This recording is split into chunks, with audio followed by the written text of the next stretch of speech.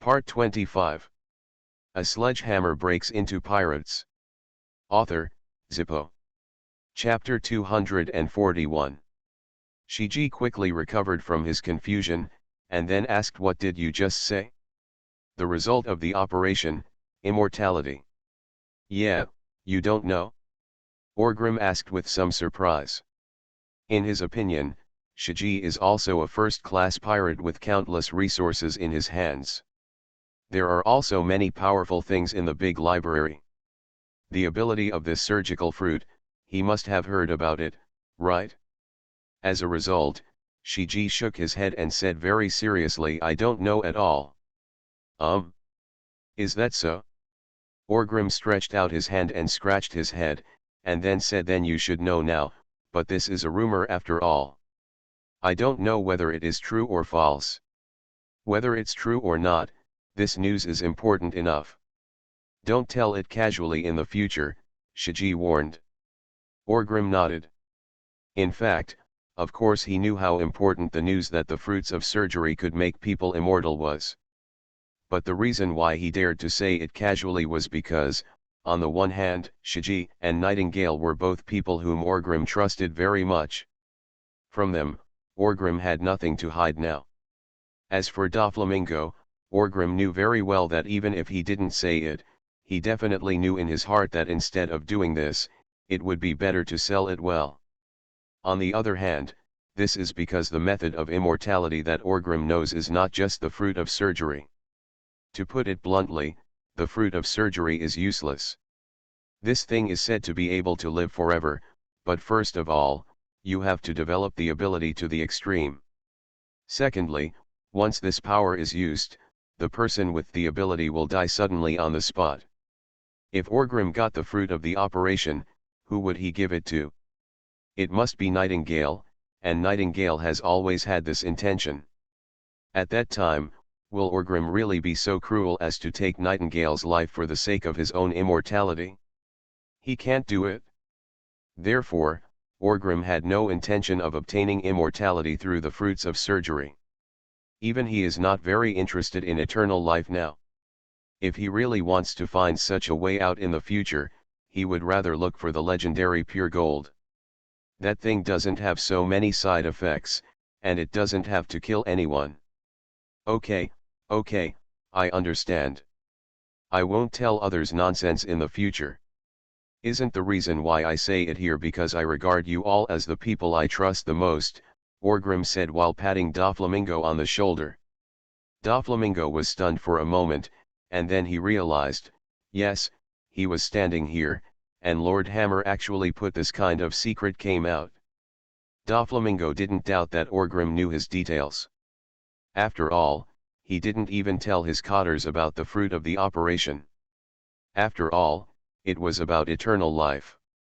What a secret! Who would tell a normal person? But now, Doflamingo looked at Orgrim's loyal expression, and he was a little moved.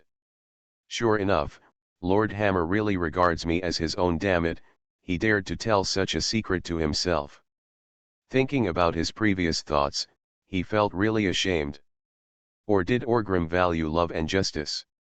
He dared to go to Impelton to rescue Shiki. He can confess the secret of the fruit of the operation to himself. Isn't this not enough about love and justice? Damn it, from now on, I, Doflamingo, will be Lord Hammer's supporter. Who dares to say that Lord Hammer is mean and ungrateful? I, Doflamingo, was the first to fight him. No matter what, this is important news. I have to find a way to confirm whether it is true or not. Only then did Nightingale react and speak. Orgrim nodded and was about to speak when Doflamingo interrupted. Phew, it is indeed true. Since Mr. Hammer does not treat me, Doflamingo, as an outsider, I, Doflamingo, will no longer be pretentious. In fact, when I was a child, I knew this news and had every reason to believe it was true, Doflamingo said with a smile. Shiji was stunned for a moment. He didn't know Doflamingo very well. He only knew that he seemed to be a good friend of Orgrim. When this guy suddenly said this, Deska didn't quite understand. Looking at everyone's confused looks, Doflamingo was silent for a moment, and then suddenly said, "You may not believe it, Don Quixote Doflamingo, it's a celestial dragon." Celestial dragons. Nightingale looked at Doflamingo in surprise.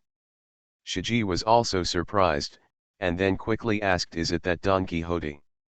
"That's right, it's Marijoa's Don Quixote. When I was very young, my father, anyway, we left Marijoa, and I was deprived of my status as a celestial dragon. Now, he can only be regarded as a former Tianlong, right?" Furo Fura. When Doflamingo said this, his expression was a bit emotional, and then he sneered, "Of course, I have nothing to do with those damn bastards now. I can't wait to let them all fall into the mortal world, in this damn world rolling in the mud, taste the suffering I have suffered over the years." Orgrim also looked a little surprised at this time. He was not pretending. He was not surprised that Doflamingo was a celestial dragon. After all, he knew the inside story very well. Isn't it Doflamingo's mentally retarded, stupid, and sweet father who led his family of four to the point of no return? In fact, if you think about it from his perspective, if Orgrim were Doflamingo, his unreliable father would probably make him explode on the spot. A good start to the peak, but what happened to that idiot who ruined it? Orgrim was surprised that Doflamingo suddenly confessed and broke the news. Orgrim also knows how important the secret is to Doflamingo, but now that Doflamingo has revealed it openly, of course he will be shocked. "So when I was very young, I was exposed to many secrets that ordinary people could not explore, such as the fruit of this operation. As far as I know, world government, no, there are clear records among the celestial dragons that this ability of eternal life has indeed been successful, but it is very unclear who benefited from it." "It seems that half of the secret has been erased," Doflamingo said calmly. Shiji did not suspect anything this time. Instead, he nodded and said, "It seems that the search for the fruits of the operation is not just a problem on my head. I will have to pay more attention to it in the future." A few people chatted casually for a while. As for the results of the operation, Orgrim had no news at the moment, and it was hard to find. He had no plans to look for it. "By the way, Boss Shiji, I haven't formally introduced you yet. This Don Quixote Doflamingo is a good friend I met in Bihai. Back then, he provided me with many things. As for help, he was also the one who told me the news about Neiman. If you count, he can be called the matchmaker between us." Orgrim smiled and patted Doflamingo on the shoulder and introduced Shiji. Shiji also smiled kindly at Doflamingo and said, "Since you are Orgrim's friend, you are my friend Shiji. If anything happens in the future, don't be polite." Shiji didn't say it fully, but his meaning was very clear. He could say this not only because of Orgrim. No matter how much effort Doflamingo put in, he did appear in Impelton. Shiki recognized this feeling. That's why he said such things. Doflamingo also smiled and said, "Thank you for taking care of me, Boss Shiji. I am relying on Master Hammer now. If he dares to bully me, I will come and complain to you." "Gee ha ha ha ha, just come, you bastard Orgrim, although my strength is no longer good, I am also his master in name. How dare he deceive his master and destroy his ancestors?" Shiji said with a big smile. "What do you people think of me, Orgrim?" Orgrim complained at first. Then he paused for a moment, and then said, "You were locked up in Impelton before. I didn't tell you about many things. Boss Shiji, Dalfrone brother Ming is now my partner. We are going to do something in Avalon, the island of eternal night. Also, about the Warhammer pirates." Before Orgrim finished speaking, Shiji raised his hand and waved it to stop him from speaking. Then Shiji looked a little lonely, and smiled helplessly, and said, "Orgrim, you are no longer the Orgrim you once were, and I, Shiji, am no longer the golden lion I once was." "Admiral," Orgrim murmured. Shiki did not give Orgrim a chance to speak, but continued, "Roger is dead." I always feel that there is something missing in this world. By the way, I haven't said thank you to you yet. You, bastard, you are worthy of being my disciple. You did a great job in Rogtown. Those two bastards Garp and Warring States were right. In the end, I still lost to that bastard Roger, and even his damn guy. After winning once, he turned over the table and stopped playing, just looking for death, but in the final analysis, Roger is a pirate after all. Even if he beats me and becomes the Pirate King, that is still our pirates' own business. What does it have to do with their bastard navy? So even if he is going to die, he will die in the hands of our pirates. This is why I went to Marineford in the first place.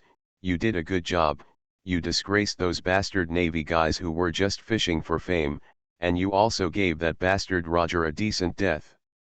At this point, Shiji had some emotion in his eyes.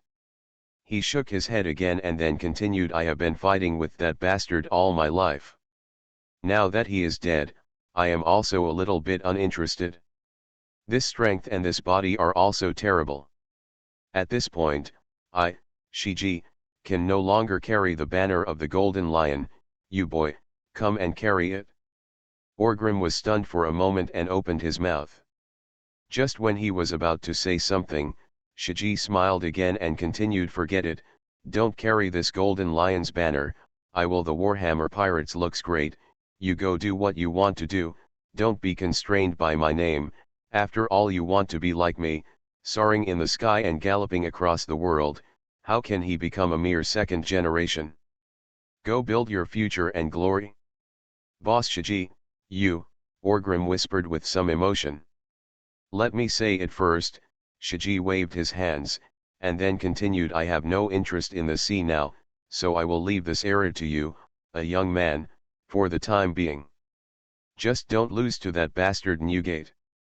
I will wait first, wait for the results of the operation, wait for Indigo. After so many years, I am a little tired, so let me rest for a while. A Sledgehammer Breaks into Pirates. Author, Zippo. Chapter 242. Orgrim looked at Shiji with a complicated expression, and Nightingale also looked like he didn't know what to say. Doflamingo was also very emotional in his heart. Look at Orgrim and Shiji. Although they are not father and son, they are so deeply affectionate. Thinking about his own father again, oh, I really want to spit out a mouthful of old blood.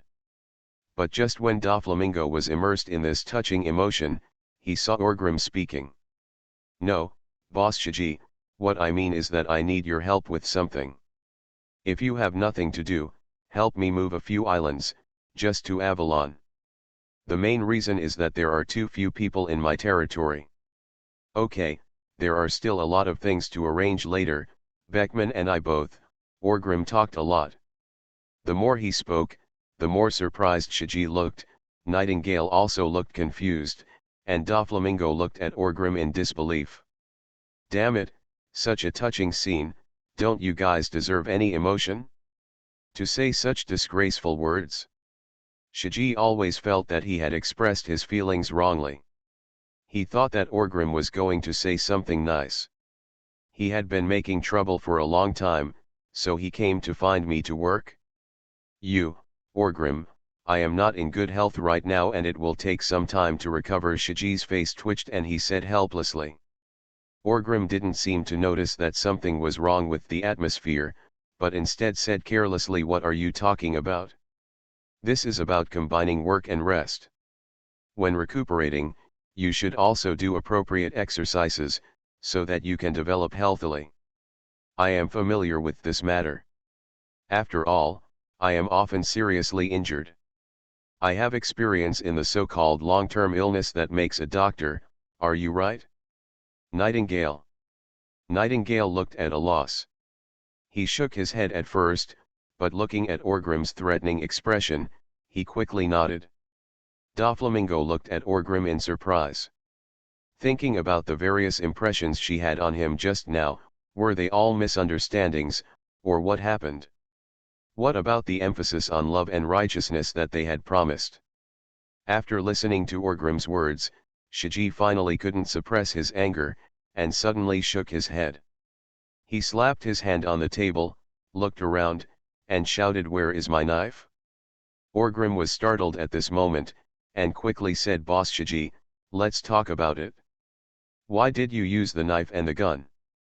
As soon as he finished speaking, Shiji grabbed the lamb thigh that he had just chewed clean, and wanted to smash it towards Orgrim. Fortunately, Orgrim reacted quickly and stepped back. He took 2 steps away, while still shouting, "What are you doing? What to do? Speak up if you have something to say. We are all people with status. Don't be so rude." But Shiji couldn't hold back his evil fire. He picked up a leg bone and chased Orgrim out of the hall, causing everyone to panic outside. "What is this?"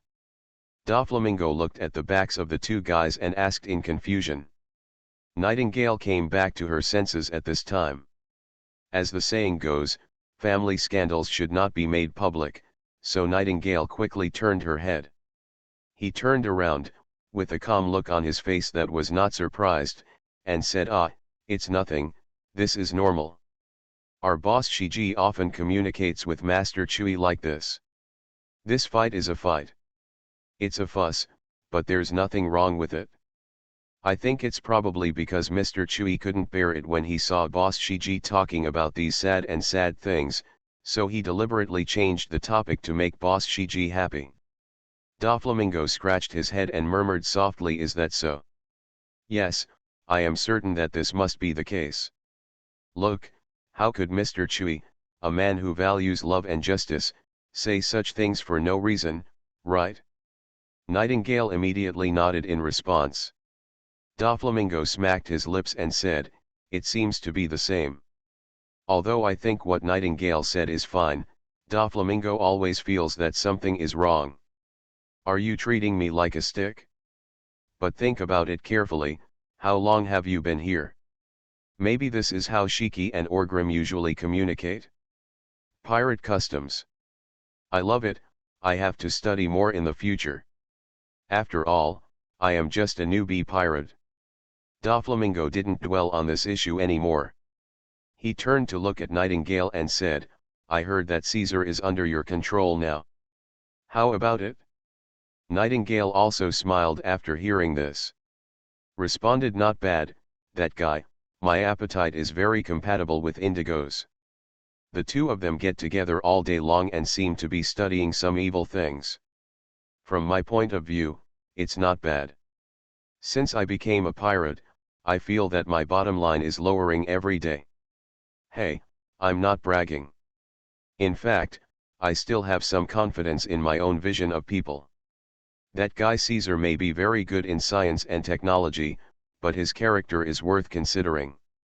My suggestion is, if you really need him to do something, it's best not to give him a good look. For him, maybe a whip is more effective than candy," Doflamingo said with a smile. After hearing this, Nightingale nodded and said, "That seems to be the truth. That guy feels a bit mean. Since I am a pirate, I should use pirate methods to deal with him and ask him to do his best." After thinking about it, Nightingale thought, should she buy a whip or something, and whip Caesar's bitch a few times every day to stimulate his motivation? After Orgrim was chased and beaten by Shiji with a bone club for a while, he wandered back to his courtyard. As soon as they entered the door, they saw Beckman and Sphinx surrounding an ice rhinoceros, chatting and feeding the rhinoceros grass. "What to do? What to do? My precious mount eats meat." Orgrim cursed and walked over. The ice rhino was snatched by the Sphinx from Indigo and given to Orgrim. Orgrim planned to make this guy into a my own mount, with its ability, should be able to run around on the sea like Kuzan. When the time comes, that guy rides a bicycle, and I ride a strange beast. The strength and class will be instantly different. It's a powerful tool for showing off.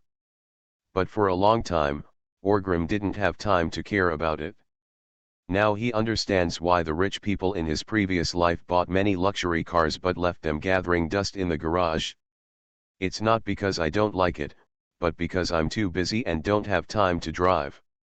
The time I have to drive is enough to earn money for another car. When Beckman heard this, he turned to look at Orgrim, and then laughed. Said, "Ah ha ha ha ha ha, I heard that Boss Shiji was chasing you for a long time just now. The two of you almost ran around Melview. What's going on?" "Master Chui, Admiral, he has just been released from prison." "Don't make him angry all the time." "What if you make him angry again?" The Sphinx also looked at Orgrim with some dissatisfaction and said. Orgrim stepped forward, grabbed the two ponytails of the Sphinx, and then tied them in his hands again, and then tied them. The tumbled rope made the Sphinx gnash his teeth. "Why are you staring at me? It was agreed at the beginning that I would rescue Boss Shiji, you steering wheel. No, the ponytail is mine." Orgrim glared back at the Sphinx fiercely. The Sphinx jumped up and down in anger, but there was nothing he could do against Orgrim. Orgrim grabbed the Sphinx's ponytail and played with it, and then said to Beckman, "I didn't provoke him, it was because he suddenly got nervous. I told him our plan and wanted him to help transport a few I wanted to go to Avalon, but before I could finish my words, he suddenly wanted to beat me up. What was going on? I took such a big risk and went to Impelton to rescue him." Tisk tisk, alas, the world is getting worse and people's hearts are not as old as they used to be. Beckman was stunned for a moment, and then said with some surprise, "Boss Shiji has just been released from prison. He hasn't rested for 2 days since he came back. He can't suppress all his problems. He has encountered so many things, and he must be in a very bad mood. It's complicated. If you don't want to comfort him, why would you choose this opportunity to tell him these things? If it were me, I'd beat you up too. You people are really unworthy of your family. You don't know how expensive firewood and rice are. What kind of chaos has the new world become? Whether Big Mom or Kaido, they are all seizing the time and working hard to increase their strength and power. We are already much worse than others, but now we still have the intention to take our time. I wish I could break 1 minute into 2 minutes, Orgrim said sadly. Don't talk nonsense. If you want to talk about being in charge, I am also in charge of Avalon. What have you ever done? Beckman mercilessly exposed Orgrim's excuses. After a short pause, Beckman asked again, "Then what? Don't tell me that you were beaten up by Boss Shiji, right?"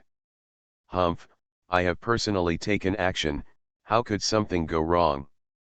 Orgrim snorted arrogantly at first, then nodded and said, "He agreed. Next, let's take some time, choose a target, and then go grab it." "This is easy to say. I will screen it after I go back." Beckman nodded with satisfaction after hearing this. The three people here were chatting about these things. Neiman, a strong little girl, ran over happily with a newspaper in her hand. "Elder brother, second brother, you are indeed here, look at today's newspaper," Neiman said excitedly, holding the newspaper in her hand.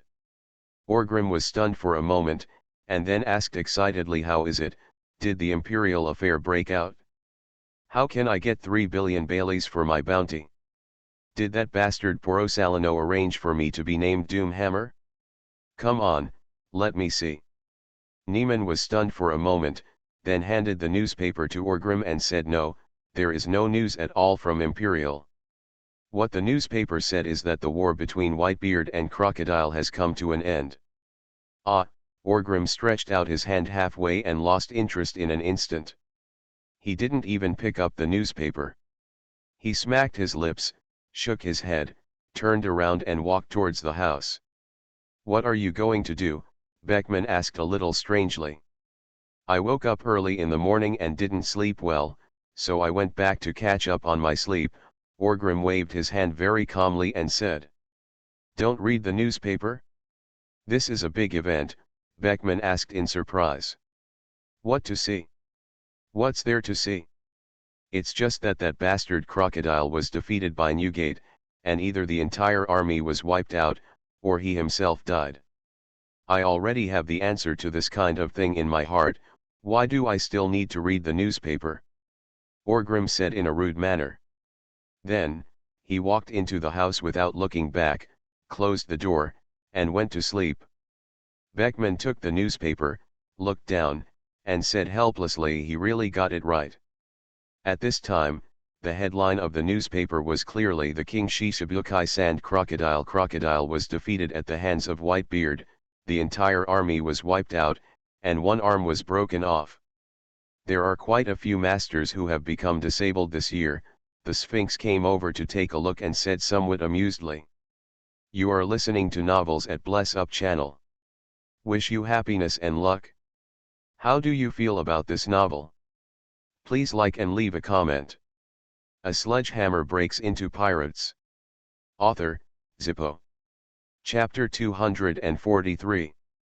When Impelton's accident happened, the Warring States General had no intention of continuing to wander around the New World. As for the battle between Crocodile and Whitebeard, he didn't even visit it. After all, if such a big thing happened to Impelton, the Navy would be responsible. Compared with this, the war between Whitebeard and Crocodile seemed not to be a big deal. However, he did not rush back to Marineford immediately. Instead, he first went to Punkhasad, the Navy's scientific research base in the New World. This Punkhasad is a very strange island. It has no magnetic field. Therefore, even if it is located in the New World, it is difficult for the Navy's power to radiate here, but the security is still very high. After staying in Punkhasad, the Warring States General quickly returned to Marineford. At this time, in the Navy's nursing home, the Warring States General slowly walked into the courtyard with a basket of fruits in his hand. As soon as he entered, he happened to see Zifa and Porisalino gathered together, chatting about something. But when he saw these two guys, the Warring States General's eyes turned red. Because these two guys were so miserable, Zifa's arm had been amputated directly from the elbow and wrapped in several thick bandages. Porisalino, on the other hand, had one hand hanging on his chest, obviously broken. He also has one foot, which is also in a plaster. Fortunately, the broken leg and the broken hand are not on the same side. He can barely walk on the ground with crutches. I always told you before, don't rely too much on your fruit's ability. Now you know what I said is right? Although your shining fruit is powerful, the foundation of your strength is still based on yourself. In the past, you have not met those who can pose a threat to you, and you have no weakness. Now you have suffered a lot in the hands of that bastard Orgrim. Damn, it's time to understand where you fell short, right? Zifa said to Porisalino earnestly. Porisalino nodded first and recognized teacher Zifa's wise words. In fact, he now understands this truth. If there was no Orgrim, Porisalino would not suffer such a big loss. Although his growth path could not be said to be smooth, it was almost smooth. Therefore, even if he finally became a naval admiral, in terms of domineering, physical skills and other related strengths, it was a bit weak. But at that time, Porisalino had developed his fruit ability to a very powerful level. Whether it was the power of the laser, his light speed kick, or his speed, he has reached a higher level. At that time, there were very few people on the sea who could threaten him, Porisalino, and at that time, even if he couldn't beat him, no one could outrun him. So Porisalino has never made up for these two shortcomings, and has relied on other advantages to make up for them. It is precisely for this reason that during his final life and death battle with Zifa, Zifa still wanted to catch him. Problems, nagging. But now it is different. Because of the emergence of Orgrim, the three future generals of the Navy have all been hammered at his hands. He, Porisalino, was also miserable. The fate of these three people, the trajectory has changed. At least Sakaski and Kuzan are much stronger at this time than in the original time and space. This is because of the pressure brought by Orgrim. And Porisalino now, Nyo has figured it out. In the future, he can't just focus on the development of fruit abilities. He must also keep up with other related aspects such as domineering power. I don't know if it's a blessing in disguise. In short, Porosalino and Ze, the relationship between Zifa and Zifa has also improved a lot in this incident. Although he recognized teacher Zifa's teachings in his heart, Porosalino still looked very oily and said, "Teacher, you can't either. I look down on the power of the fruit. If you have my ability, then in Imperialton, deal with Orgrim, it should be a lot easier. No matter what happens, I won't lose my arm." After hearing what Porosalino said, Zifa couldn't help but want to hit him, but soon he started laughing again. "You bastard, you dare to teach the teacher a lesson?" Zifa laughed and cursed.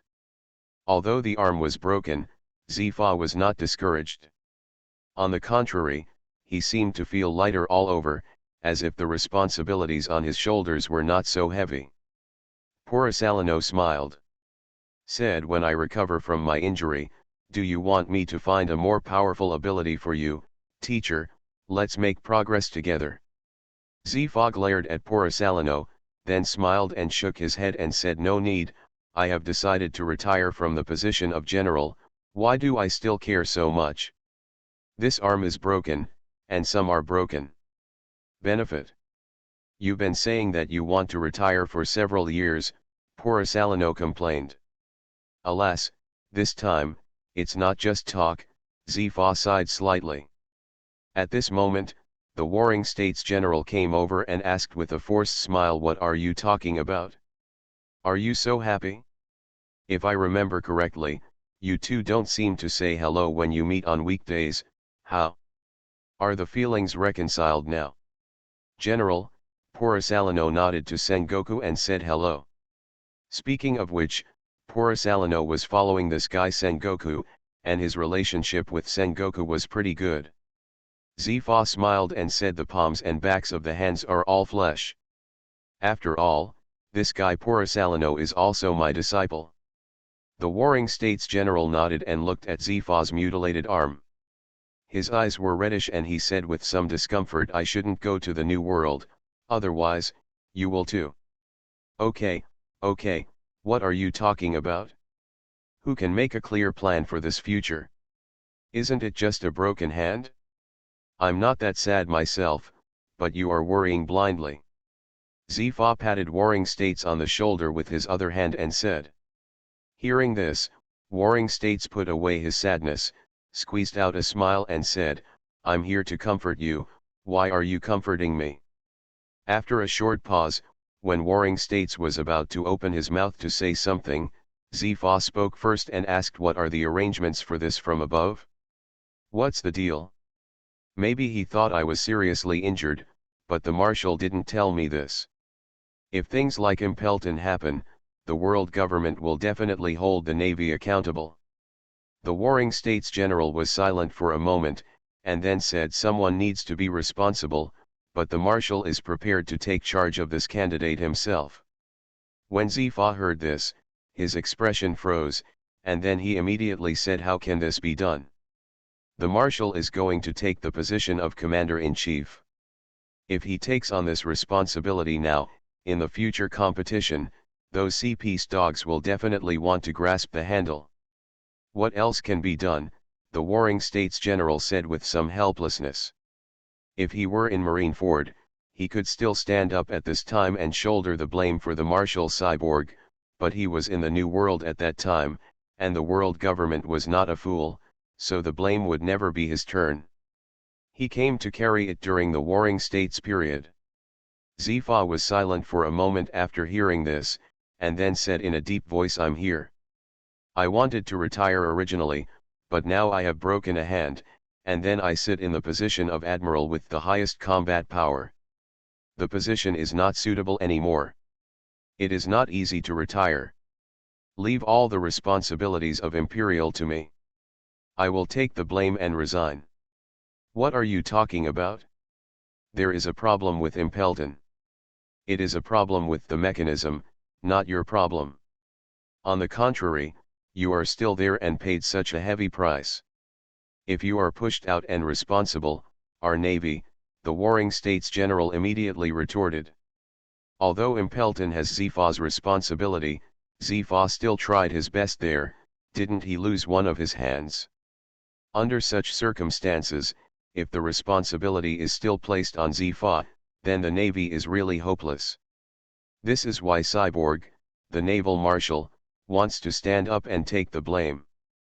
But before Zhenguo finished speaking, Zifa said in a deep voice, Warring States, my personal reputation is nothing compared to the future of the Navy. If Brother Cyborg becomes the commander-in-chief of the army, what will it mean to us?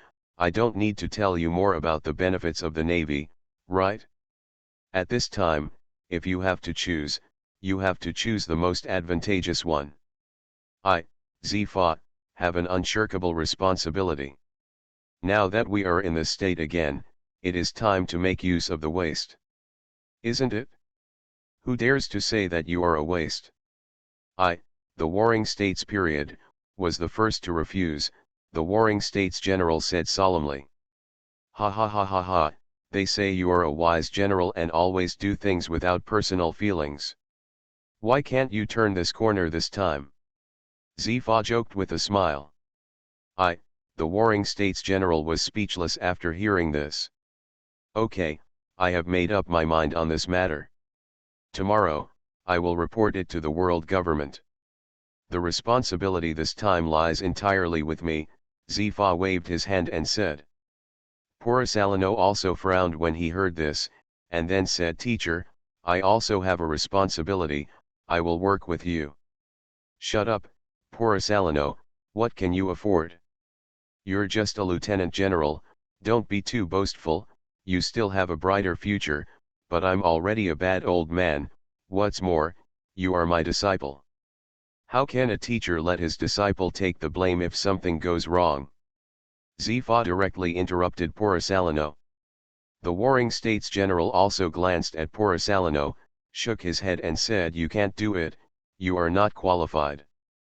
Porisalino looked a little embarrassed, but he also understood that this was not a question of qualifications, it was Teacher Zifa and the Warring States General who were protecting him. I think you should reconsider, what else does the Warring States General want to dissuade? Danzig shook his head and changed the subject. Is that guy Garp still in the South China Sea? I'm like this, and he doesn't say to come back and see. He wanted to come back, but I stopped him. You know, those CP idiots, what happened in Chaturag, it's no good for Garp to come back now. Maybe with his bad temper, he will cause more trouble, Warring States shook his head and said. After a short pause, Warring States patted Zifa on the shoulder again, and said with a smile, by the way, when I came back, I went to Punk Hasid, and Dr. Begapunk also knew about you. There happens to be a scientific research project on prosthetic limbs, which has been gathering dust before. I asked him to seize the time and study this first. Maybe, in a short time, there will be hope for your arm. Ha ha ha ha, thank you for your trouble, but I don't really care about this anymore. After I resign, I will re-employ you to do what you like and teach the new talents of the Navy, Zifa said with a smile. The two chatted casually for a few more words before Zifa asked, what about Shiji? What are Orgrim's arrangements? The Warring States General's expression darkened slightly, and then he said, everything has been investigated and the report will be published tomorrow. A sledgehammer breaks into pirates. Author, Zippo. Chapter 244. As Warring States spoke, he pulled Zifa to sit on the chair, put down the fruit basket in his hand, and started talking about the reason behind this. After a long time, General Zifa finally understood all the twists and turns inside. Don Quixote da Flamingo's words, is that guy the one? Zifa asked. Well, we have all heard about what happened back then, but a silence order has been issued on that matter, so let's not mention it outside. Once word spreads that the celestial dragons became pirates, it will have a big impact on the reputation of the world government. I don't need to say more about the blow, right? The Warring States General nodded and said. Unexpectedly, he would team up with Orgrim to do such a thing. He should have seen the signs when he was in Rogtown. Zifa shook his head and said with some emotion.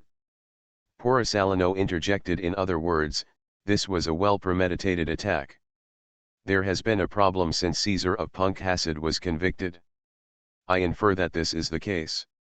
After all, everything is too coincidental, but how can there be so many coincidences in this world? Sengoku nodded. As a wise general, Sengoku's brain is still very easy to use. The Navy's investigation gradually revealed the mystery of Imperial. On the side of Punkhasad, Caesar deliberately made himself a criminal.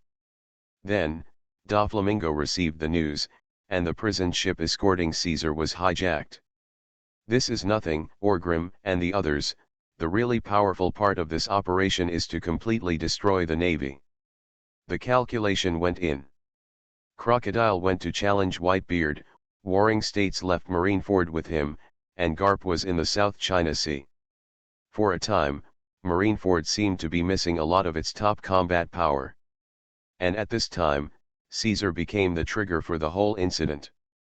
Link by link, the risk of a surprise attack on Imperial was reduced to a minimum.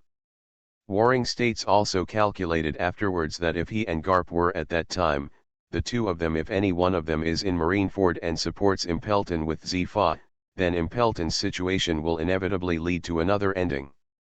No matter how strong Orgrim is, he cannot resist it at the same time. Two admirals, it can even be said that no one in the sea can be enemies with two admirals at the same time, not even Whitebeard. Let alone Orgrim. And once he is defeated, if captured, the entire Impelton plan would be a total failure. Therefore, after careful review and calculation, the Warring States General believed that this was a planned and premeditated attack targeting the flaws in Impelton's mechanism. Therefore, the Warring States General believed that although Zifa had to bear some responsibility for this, the real cause of this incident was not Zifa. If it were him, at that time, it was very likely that Impelton would it's a mess. Maybe he won't end up like Zifa and pay a heavy price, but just relying on his Warring States words, he can't take down Orgrim in a short time. In this way, when Shiji comes out, his ability is still that he can retreat calmly. No matter how you calculate it, when there is only one general in the naval headquarters, the Warring States period cannot be considered a win. Isn't this a problem of the mechanism? Does Orgrim have such a shrewd mind? Obviously, when the fight started, I felt like he was a bit like, Porisalino said hesitantly. Reckless man, right?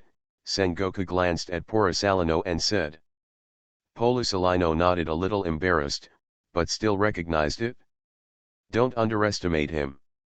I used to regard this bastard as a reckless man, but it turns out that although he behaves extremely recklessly many times, when he should be shrewd, he doesn't lose his temper at all. On the sea, you need to save face. There are many pirates in the world, but he, Orgrim, is shameless. When it is time to escape, he will choose to escape in embarrassment without saying anything. He never participates in anything that is not beneficial. You see, in this new world, Big Mom, the pirates took over Shiji's territory. As a disciple of the lion, Orgrim didn't care about these things at all. He never cared about this shame, the Warring States General said softly. Zifa also nodded and said, Porisalino, that kind of shameless pirate is best dealt with. As long as he is angered, there are many ways to deal with him, but on this sea, the most difficult group of people to deal with happen to be these powerful but shameless guys. Back then, even Roger was now, this Orgrim can be considered one. Roger, this guy in the Navy, has a vague nickname, just called Luo Bao Bao. This bastard is obviously very powerful. The whole ship is full of elites, but every time they meet the Navy, they don't know how to do it. The same is true for choosing to fight, even if the strength is to crush the Navy. In the few battles, the Navy was unable to escape and was forced to fight. Therefore, the Navy has also summed up a lot of experience. For example, This kind of shameless guy is the hardest to deal with. On the contrary, a good-faced and proud guy like the world destroyer Bundy Valder is actually the easiest to deal with. Even if he is powerful, but all he needs to do is use some strategies to make a clear arrangement for him. That's right, shameless guys are the hardest to deal with.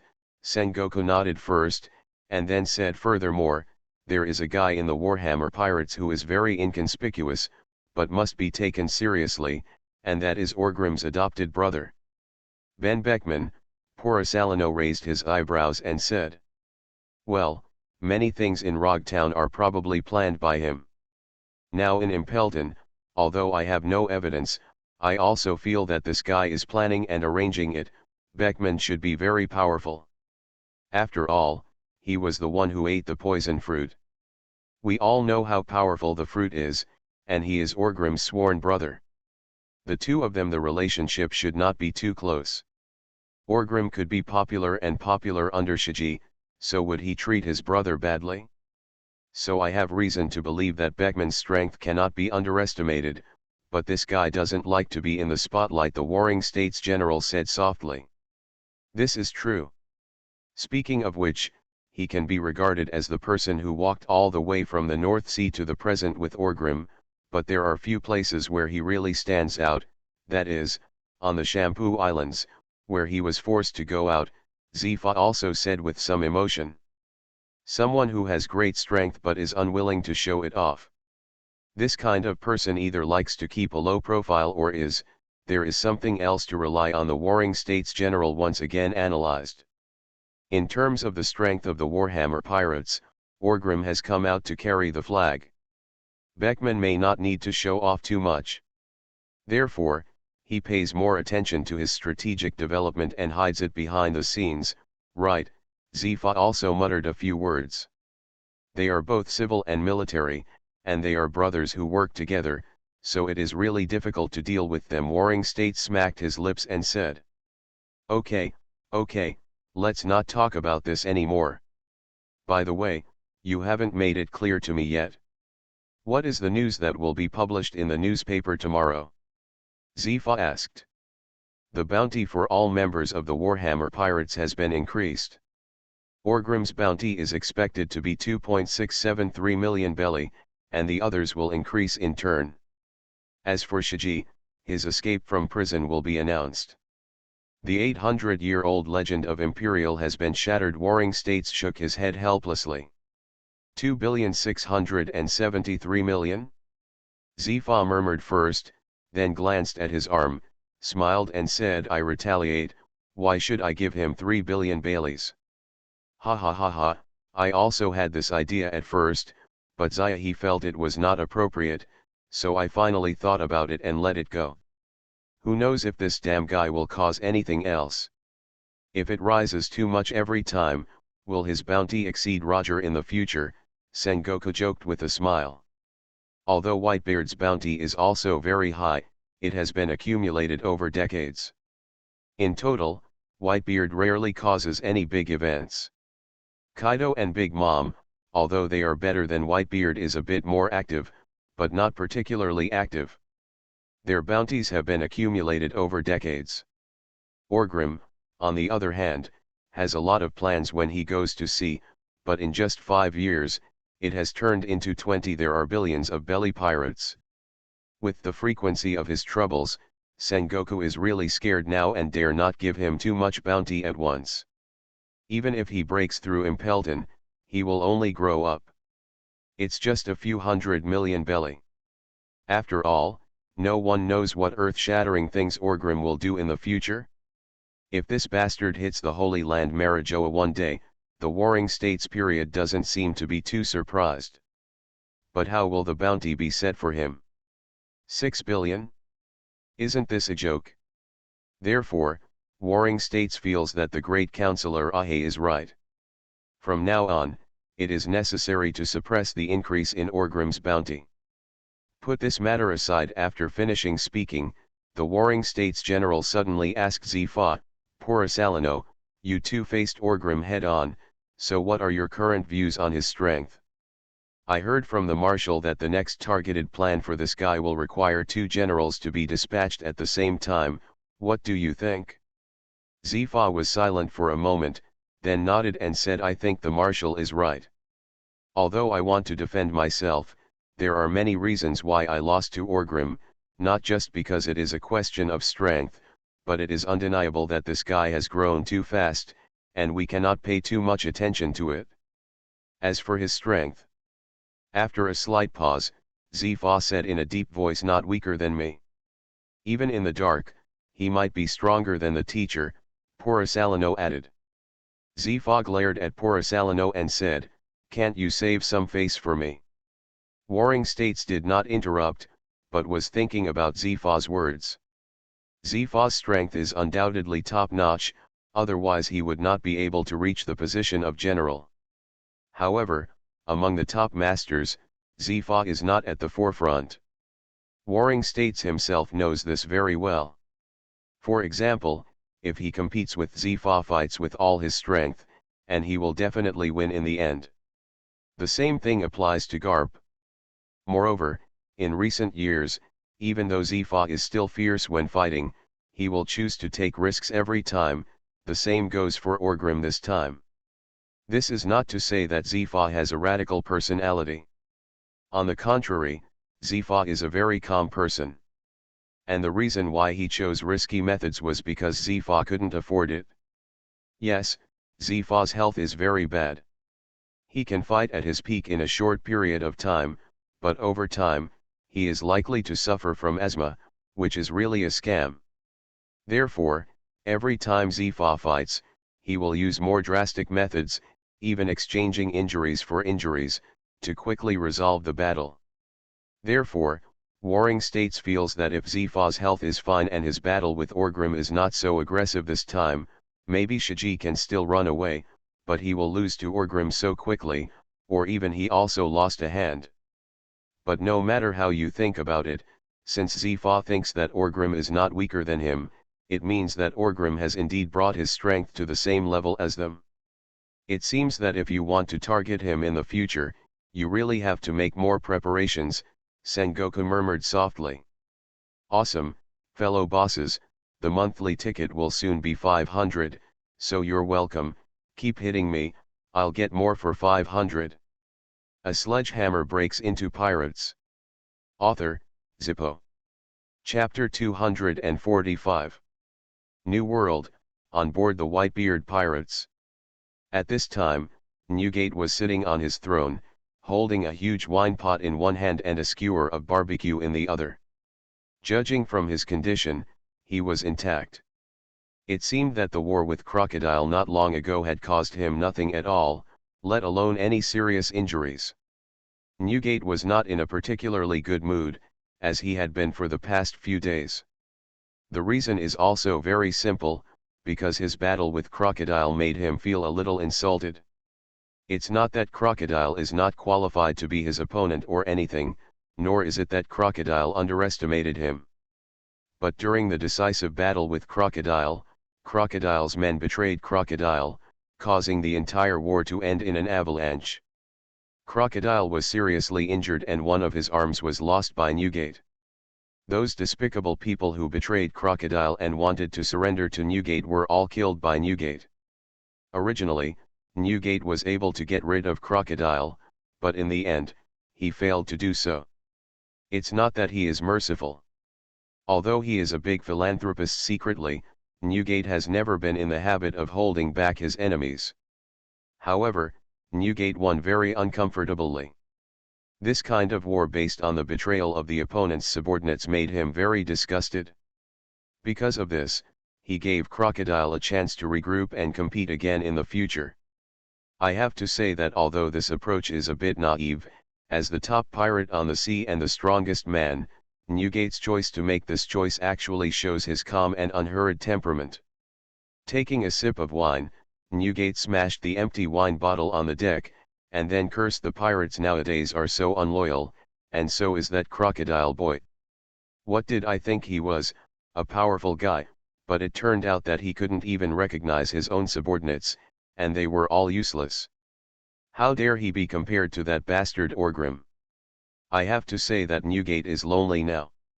Originally, in this world, there are Roger and Shiji who can compete with him and compare with him. But within just 1 year, Roger and Shiki had withdrawn one after another, and there was no longer a rival for him in Newgate in the entire sea. Nowadays, many people say that this era belongs to his Newgate era. Newgate had never nodded in recognition of this, but he felt somewhat lonely in his heart. Because neither Roger nor Shiji was defeated by Newgate. What kind of thing is the era that was obtained by such a lucky?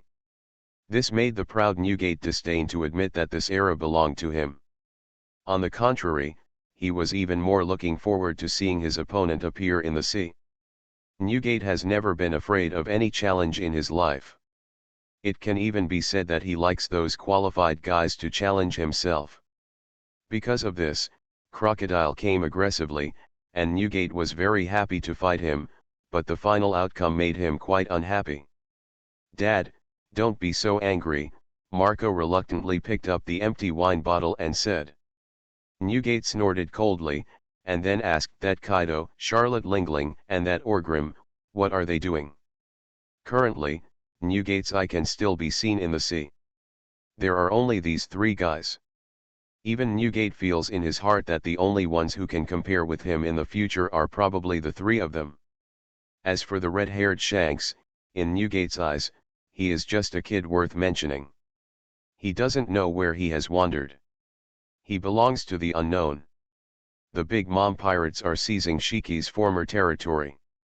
Kaido seems to be doing arms business in the dark world, Marco said somewhat generally. After all, the intelligence system of the Whitebeard pirates is indeed not very powerful. The entire Whitebeard pirates almost rely on Newgate's reputation to maintain their existence. Big Mom is taking over Shiki's territory. Isn't that damn Orgrim doing nothing? Newgate frowned and asked. Marco smiled, shook his head and said, no, after Rogtown, that guy Orgrim hid in the Sea of Eternal Night. There is almost no news about him. And, their ship is very special. Even if you want to find them, it's not easy to find them. Humph, that bastard must be afraid, right? Without Shiji's name, he wouldn't dare to compete on the sea? Like a coward, huddled in that dark and ancient place, imitating a mouse, Newgate cursed with some displeasure. At this moment, he wished that bastard Orgrim would challenge him quickly so that he could fight him and vent all the evil fire in his heart. But this after saying that, before Marco could speak, Newgate laughed at himself and said, that being said, it's impossible. How audacious is that guy? Everyone on the sea knows that he dare not fight on this angry sea, but I was wrong.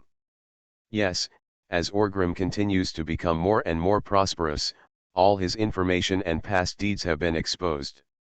This guy, just after he debuted, dared to rob Garp's ship. Isn't this so fucking bold enough? Later, most of Albina was destroyed, and he became known as the public enemy of mankind. Not long ago, even Roger's execution dared to stir up trouble. To say that he has no courage now and dare not compete with Big Mom, Kaido, or even Newgate is a joke. Maybe he's holding back something big, that bastard. At this point, Marco's expression was a little tangled, but then he continued, although I hate him very much, I have to say that he is indeed very powerful. He often makes a big fuss if he doesn't move. When Newgate heard this, he nodded slightly. It was indeed the case. The guy Orgrim had been under Shiji for a few years, but he had hardly done any big things. As a result, as soon as he took action, the entire era was turned upside down in Rogtown. This sea is getting boring, Newgate said a little lonely. Although this era of great pirates has begun, it can be said that the sea is obviously becoming more and more chaotic, but it seems that for Newgate, without Roger and Shiji, it is really boring. In particular, the Navy's power was unable to enter the New World on a large scale, making it difficult for old rivals such as the Warring States period to threaten Newgate. This back and forth actually made Newgate feel like he was out of control at the top. Invincible is lonely. While Newgate was complaining about these trivial things to Marco, a newsbird flew through the low sky and landed on the observation tower of the Moby Dick. Foyle Bysta walked out of the watchtower, took out 2 gold belly rice with a smile, and threw them into the package of newsbird.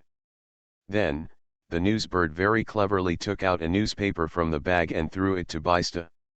Then, it flapped its wings and left. Bysta opened the newspaper casually, and accidentally dropped a few attached reward orders. He bent down to pick up the reward orders, opened it and took a casual look. Then, he was stunned. Got it? Hundreds and millions, hundreds of thousands, millions, tens of millions, Bysta counted and swallowed, with a look of disbelief in his eyes. Impossible, 2.673 billion Baileys, which is about 300 million less than Dad. How can this be? What did he do again? Are there no big events in the New World? Bysta murmured in disbelief. Yes, what he was holding was the bounty notice for Kazgarot Orgrim, the source of chaos, and it was the latest version. Then, before he had time to read the newspaper, he picked up all the bounty orders that had fallen on the watchtower, and then his expression became more and more shocked. Venomous Calamity Ben Beckman, with a bounty of 950 million belly. King Kong Barbie Karanda Neiman, bounty of 520 million Baileys.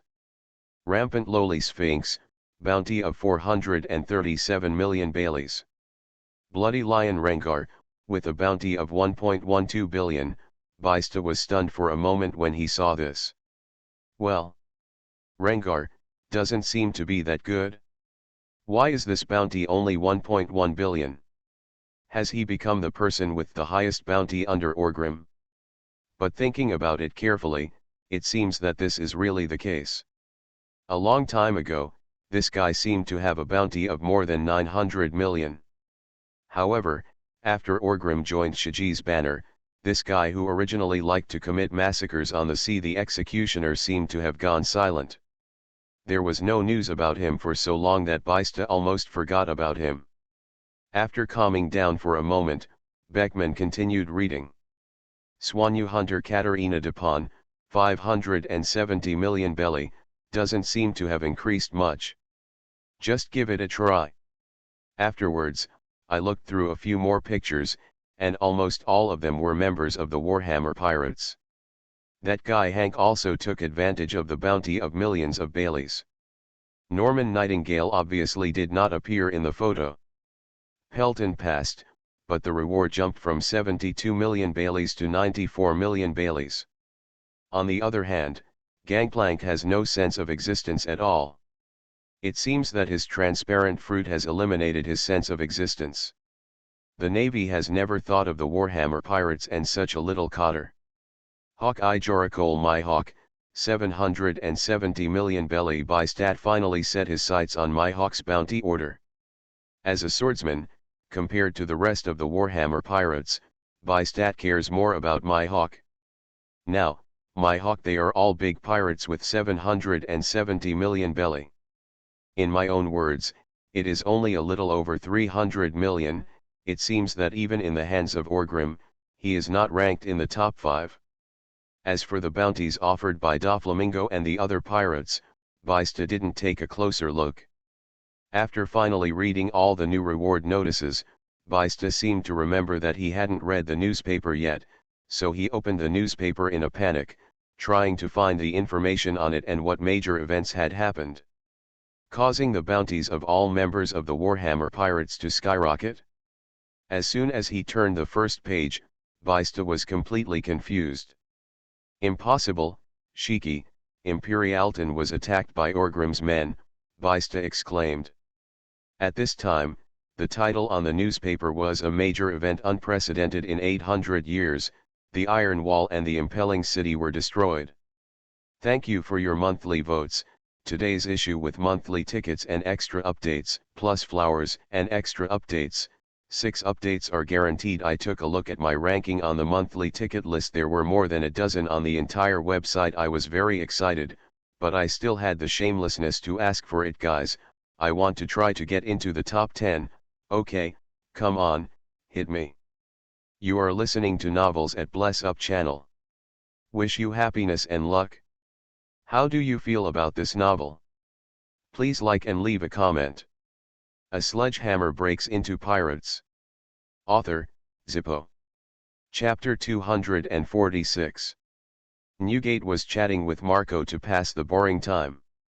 Then, I saw this guy Bista, holding a newspaper in his hand, jumping directly from the towering watchtower.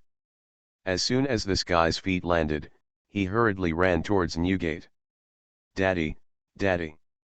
Come and see, a big event, a real big event, Bista shouted while running in a panic. Newgate frowned slightly and said impatiently, Bista, be calm, what is going on, you are so panicked, is the sky falling? Bista didn't reply. He passed Marco and handed the newspaper in his hand to Newgate. Then he said, Dad, the sky is really falling. Look, Impelton. The deep-sea prison Impelton, known as the Iron Wall, was breached by Orgrim and the Warhammer pirates. The Golden Lion Shiki, jailbroken. As soon as Bista finished speaking, Newgate threw the barbecue in his hand on the deck, and then quickly opened the newspaper and read it. This is really, Newgate murmured with a look of surprise in his eyes. Although there were not many words in the newspaper, every sentence was full of useful information. Newgate quickly read the newspaper, and then he threw the newspaper to Marco, who was already impatient. Koo-la-la-la-la, let me just say, how could that bastard Orgrim not dare to fight on the sea? There has been no movement for such a long time. Could it be that he is planning such a big move? He really managed to break through Impelton. The dignity of the navy and the majesty of the world government were completely ruined by him. Koo-la-la-la-la, so happy. Newgate said with a laugh. There was a smile of relief and excitement on his face, not forced at all, as if he was very happy for the things Orgrim had done. Marco was adding this after reading the newspaper. I quickly noticed one thing, that is, Orgrim single-handedly defeated Magellan, Purisalano and Admiral Zifa in Impelton. This single-handedly defeated 3 masters. Forget it, the more important thing is, he actually won. And he was very strong, beating Zifa to a point of disability, and even one of his arms was completely broken. This record was so amazing that Marco felt that even his father could not do this under normal circumstances. In fact, this is indeed the case. Newgate may be able to defeat the combination of Zifa, Purisalano and Magellan. But if he wants to abolish Zifa, it's really not that simple. It can only be said that Orgrim got lucky this time and caught Zifa by surprise. Dad, Marco first called Newgate. After Newgate looked over, Marco said in surprise, Orgrim defeated the Admiral. Koo-la-la-la-la. Newgate laughed first, and then said, what? Is there anything surprising? That guy can do this, it's not beyond my expectation. When Newgate fought against Orgrim, you could feel that the guy was very strong. Although he crushed Orgrim forcefully, he himself was somewhat injured.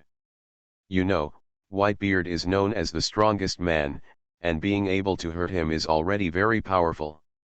After that, so much time has passed. The most astonishing thing about Orgrim is his growth rate. In less than 5 years, he went to sea from an ordinary pirate to his current level. It can be seen that, how quickly his talent and strength improve.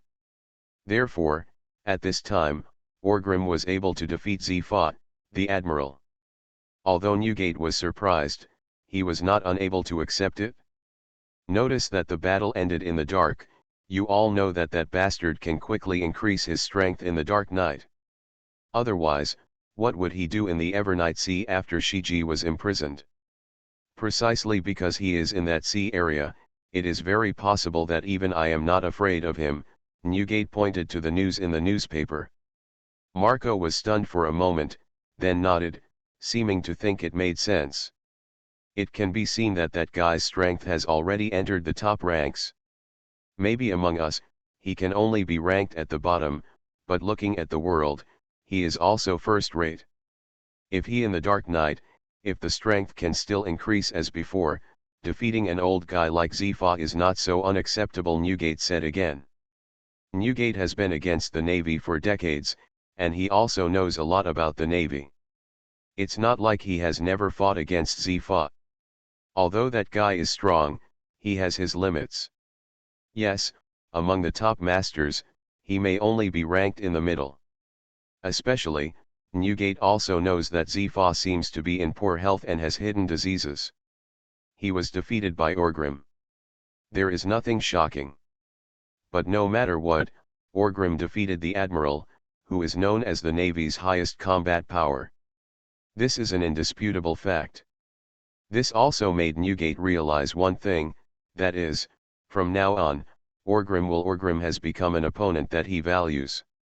He is no longer the little guy he used to be. Even Newgate is wondering whether Orgrim's strength can catch up to him in the dark night. Falling for yourself? Thinking of this, Newgate got a little excited.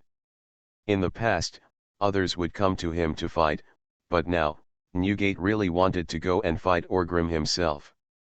Just as Newgate was thinking when these were all gone, Bista handed over a stack of wanted posters with bounties and said, "Dad, the bounties for all members of the Warhammer Pirates have skyrocketed." Newgate laughed and said, "Cool, la la la la, those guys broke the myth created by the world government and knocked Impelton into the dust. It is normal for the bounty to skyrocket." Before he finished speaking, Newgate waved his hand, pushed the bounty notice away and said, "Don't look at it. What's the point of seeing these things?" Newgate didn't care about the bounty at all. If he wanted to, he would even have it. Maybe even Roger's bounty can't compare to him. After all, his ability lies here, and the earthquake fruit that destroys the world is no joke. For example, if he has nothing to do, he can shake Marijoya at will, a small earthquake every 3 days, a big earthquake every 5 days, and Marineford, the naval headquarters, is also included. It is estimated that in less than 10 days and a half, his bounty will skyrocket. In Newgate's view, the bounty money can only represent the threat that the world government considers these evil parties to their power, not their strength or anything like that. It cannot be reflected through the bounty at all. To judge the threat posed by the world government, what does Newgate, a pirate, have to do with it? So Newgate had no interest in it at all.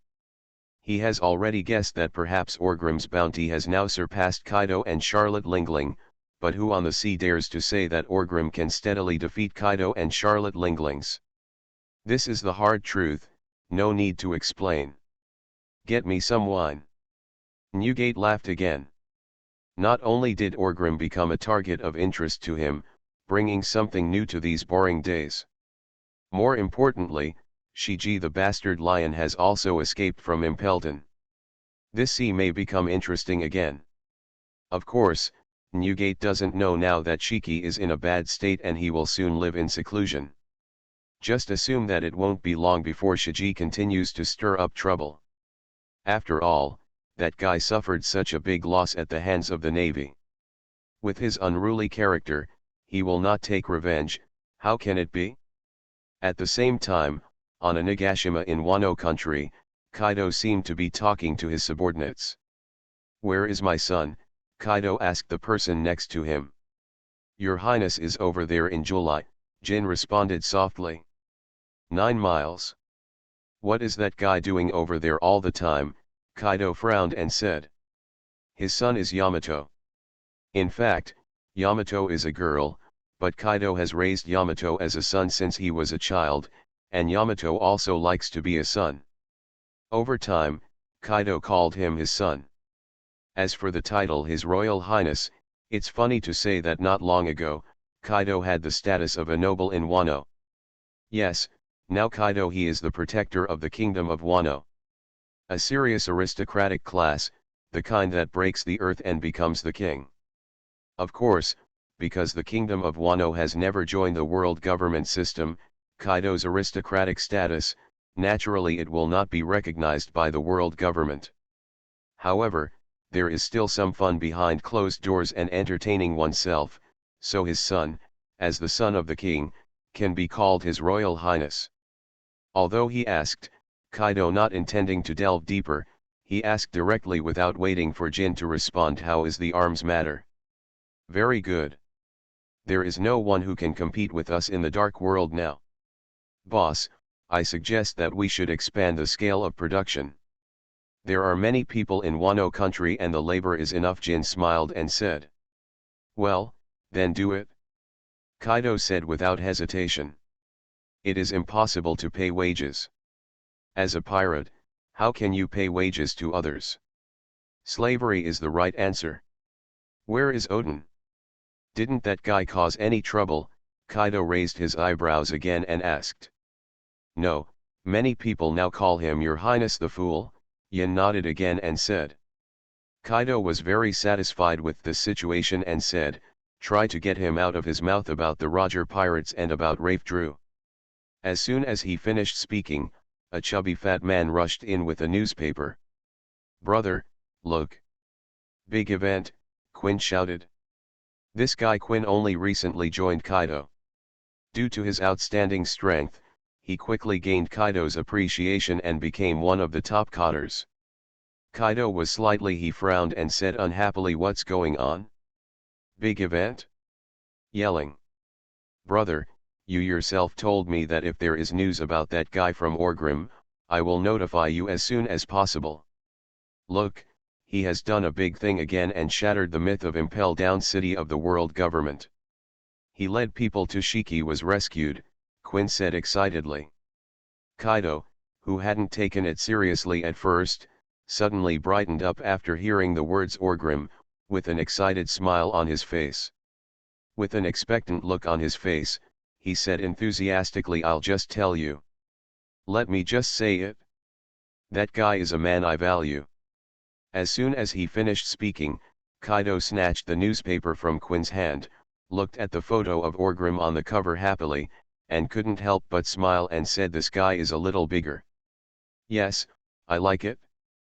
Quinn and Yin looked at each other and felt a little weird.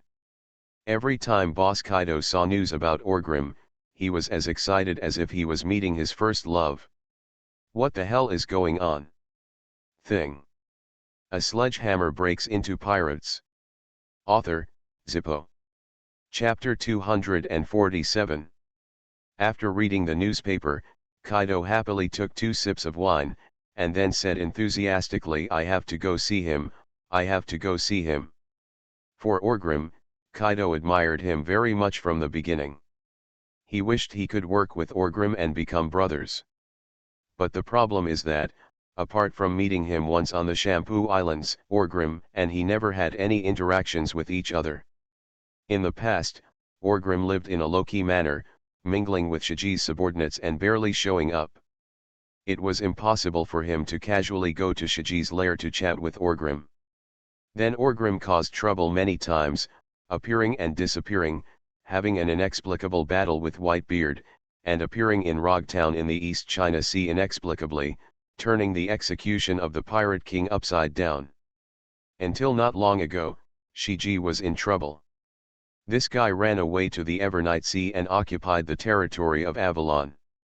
During this time, Kaido has often wanted to go to Avalon to find Orgrim to have friendship or something. But I have never found the right time.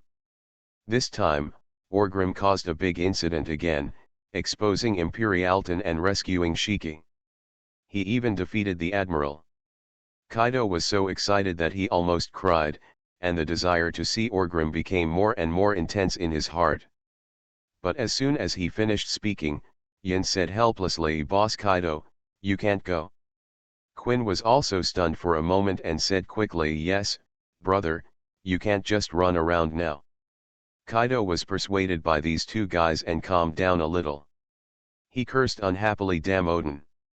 Although he appears to be a reckless man, in reality, Kaido is very shrewd. As soon as Quinn and Yin spoke, Kaido understood what he meant. That's right, he can't leave Wano country casually now, for no other reason than because Kojiki Odin is in Wano country. Now this guy Odin is called Your Majesty the Fool, that's because Kaido is suppressing him here. Once Kaido leaves Wano country, no one in the entire Wano country can suppress Kojiki Odin. If this guy suddenly causes trouble, Yin and Quinn alone will not be able to handle it at all. As for the general of Wano country, Black Carbon or Akai, in Kaido's eyes, he is just a waste that can be used. If he is asked to do other things, it is nothing. If he is asked to deal with Odin, he probably won't even be able to keep his ashes. Therefore, Kojiki Odin is equivalent to Kaido's reigns. Kaido cannot leave Wano country freely until this guy is completely dealt with. After cursing, Kaido's eyes suddenly turned red, and big tears fell down. He stretched out his hand to wipe away his tears, took 2 sips of wine, and cried, "Ogrim, my good brother, it's not that I don't want to look for you, but I really can't tell you apart. I'm sorry, you can't tell me any more. Wait, when I settle everything here, I will definitely go to see you as soon as possible, have a drink with you, say hello, and be brothers." Quinn and Yin looked at Kaido and cried whenever he wanted. It's very helpless, but I'm used to it. As for what Kaido said, they treated it as fart, making it seem like Orgrim had made an appointment with you. Boss Kaido, are you just wishful thinking? Maybe when you saw Orgrim, he would give you a blow on the head, and they would even drink and talk to each other, and they would become brothers. But they didn't dare to tell Kaido about this. After all, Kaido was brainless every time there was something about Orgrim, and he couldn't tolerate others saying anything bad about Orgrim. I really don't know what is going on in his mind. Obviously you two haven't even spoken to each other. Even on the sea, you can be regarded as evenly matched opponents, okay? If you, Kaido, weren't the boss of the beast pirates, we wouldn't be able to help but suspect you of collaborating with the enemy. Kaido cried and confessed affectionately to Orgrim, but on Cake Island in the waters of Totland, Big Mom, Charlotte Lingling was in a very bad mood. Yes, she had also seen the news in the newspaper. Unlike Whitebeard and Kaido, after all, these two guys didn't do anything messy after Shiji's disaster. They all developed their powers step by step. But she, Charlotte Lingling, was different. After Shiji was captured by the Navy and taken to Imperial, Charlotte Lingling never thought that Shiji could come out alive. After all, that was the place where pirates died. The myth that the world government had spread for 800 years, Impel Down City with iron walls, was no joke. Therefore, after Shiji was imprisoned, Charlotte Lingling immediately became ambitious to capture Shiji's original territory. She had also been prepared for the counter-attack of Orgrim, the lion's disciple, but Orgrim acted as if these things had never happened and had no intention of offending her. He plunged directly into the sea of eternal night and closed the door to do his own thing. No one bothered her, Charlotte Lingling, and Charlotte Lingling didn't bother Orgrim. After all, Orgrim was not easy to bully. If you make this guy anxious, he will probably do anything. Therefore, without the obstruction of Shiji and Orgrim, Charlotte Lingling was happily enjoying Shiji's territory during this period, so she did not want to live a comfortable life. Totland and all nations have followed suit and expanded several times. The result was good. Orgrim, the bastard, had been silently hiding for more than half a year, and then suddenly captured Imperialton, and Shiji, the Golden Lion, returned to the sea again. And his territory was completely swallowed up by him. As his former partners, they all stayed on the Rocks ship. How could Charlotte Lingling not understand what Shiji was like? With his unwillingness to suffer and his unruly character, how could he take crazy revenge on her, Charlotte Lingling? After all, from a certain point of view, the Navy is Shiji's first enemy, and she, Charlotte Lingling, has no choice but to become the second enemy. Is there any news from Shiji? Or Orgrim's? Charlotte Lingling asked while sitting in her castle. As she asked these questions, she grabbed the cake on the table and stuffed it into her mouth very roughly. The strong stomach acid flowed from the corner of her mouth, came out, dripped on the ground, and dissolved a big hole in the tiles. The person she asked was also her favorite son, Charlotte Katakuri. After hearing her mother's question, Katakuri shook his head and said there is no news, and there is no movement at all in the new world, as if Shiji has not been rescued at all. Go check it out.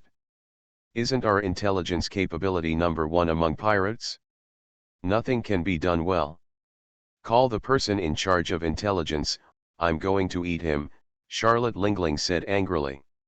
She was in a very bad mood now, and she was about to explode. Katakuri was also a little uneasy in her heart, but on the surface, she was still very calm.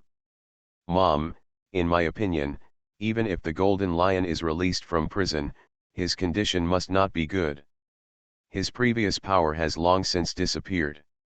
Only Orgrim and others from the Warhammer pirates are still loyal to him, so, I estimate that even if the Golden Lion wants to retaliate against us, it will not be able to take action in a short time. First, the Golden Lion must restore its damaged state in Impelton, and then form a powerful enough fleet. And investigate some of our situation before launching a war, Katakuri said in a deep voice. Charlotte Lingling was chewing the cake in her mouth, her expression was very gloomy, her breathing was a little heavy, and she looked like she might kill someone at any time. After a long time, Charlotte Lingling stabilized her mentality and said, what you said makes sense, but I can't understand the character of that guy Shiji. He will not give up and throw away everything he has done before. Suspend all plans and stop taking over the rest of Shiji's territory, first digest all these forces and prepare for war. Katakuri nodded, then hesitated for a moment, as if he wanted to say something, but quickly fell silent again. Charlotte Lingling glanced at him and said, what did you want to say just now? Just now? Katakuri murmured, then shook his head and said, it's just some random thoughts. You want to talk about whether to return Shiji's territory, right? Charlotte Lingling suddenly asked. Katakuri didn't hide anything, nodded and said, I'm sorry, Mom. It's nothing. The old guy Shiki's reputation is too great. This time he came out of Imperial, which is better than before. After all, there is no one as powerful as him. He can escape from that place again after entering it, it's natural that you would be afraid of him, Charlotte Lingling whispered softly. Katakuri was undoubtedly afraid of Shiji, so he had the unreasonable idea just now. But Charlotte Lingling didn't intend to blame anything. After all, Shiji, where is the name of Shiji? Let alone Katakuri, even she is extremely afraid of Shiji. As for whether she is afraid, that is not afraid. After all, unlike Katakuri, Charlotte Lingling is someone who can barely compete with Shiji. Of course, it is impossible for Charlotte Lingling to take back the territory that has been taken away from Shiji. Otherwise, what will happen? What will happen to her? Charlotte Lingling is in awe of Shiji. As soon as he was released from prison, my mother was so scared that she pissed her shit and returned all the things. Doesn't this mean that she has given in? In the past, when she didn't make a fortune, this was nothing, but now, having reached this position, Charlotte Lingling, Kaido, or even Orgrim and Whitebeard are all the same.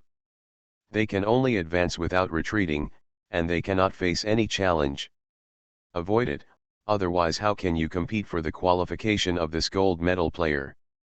How can you have the nerve to compete for the position of pirate overlord and king of pirates?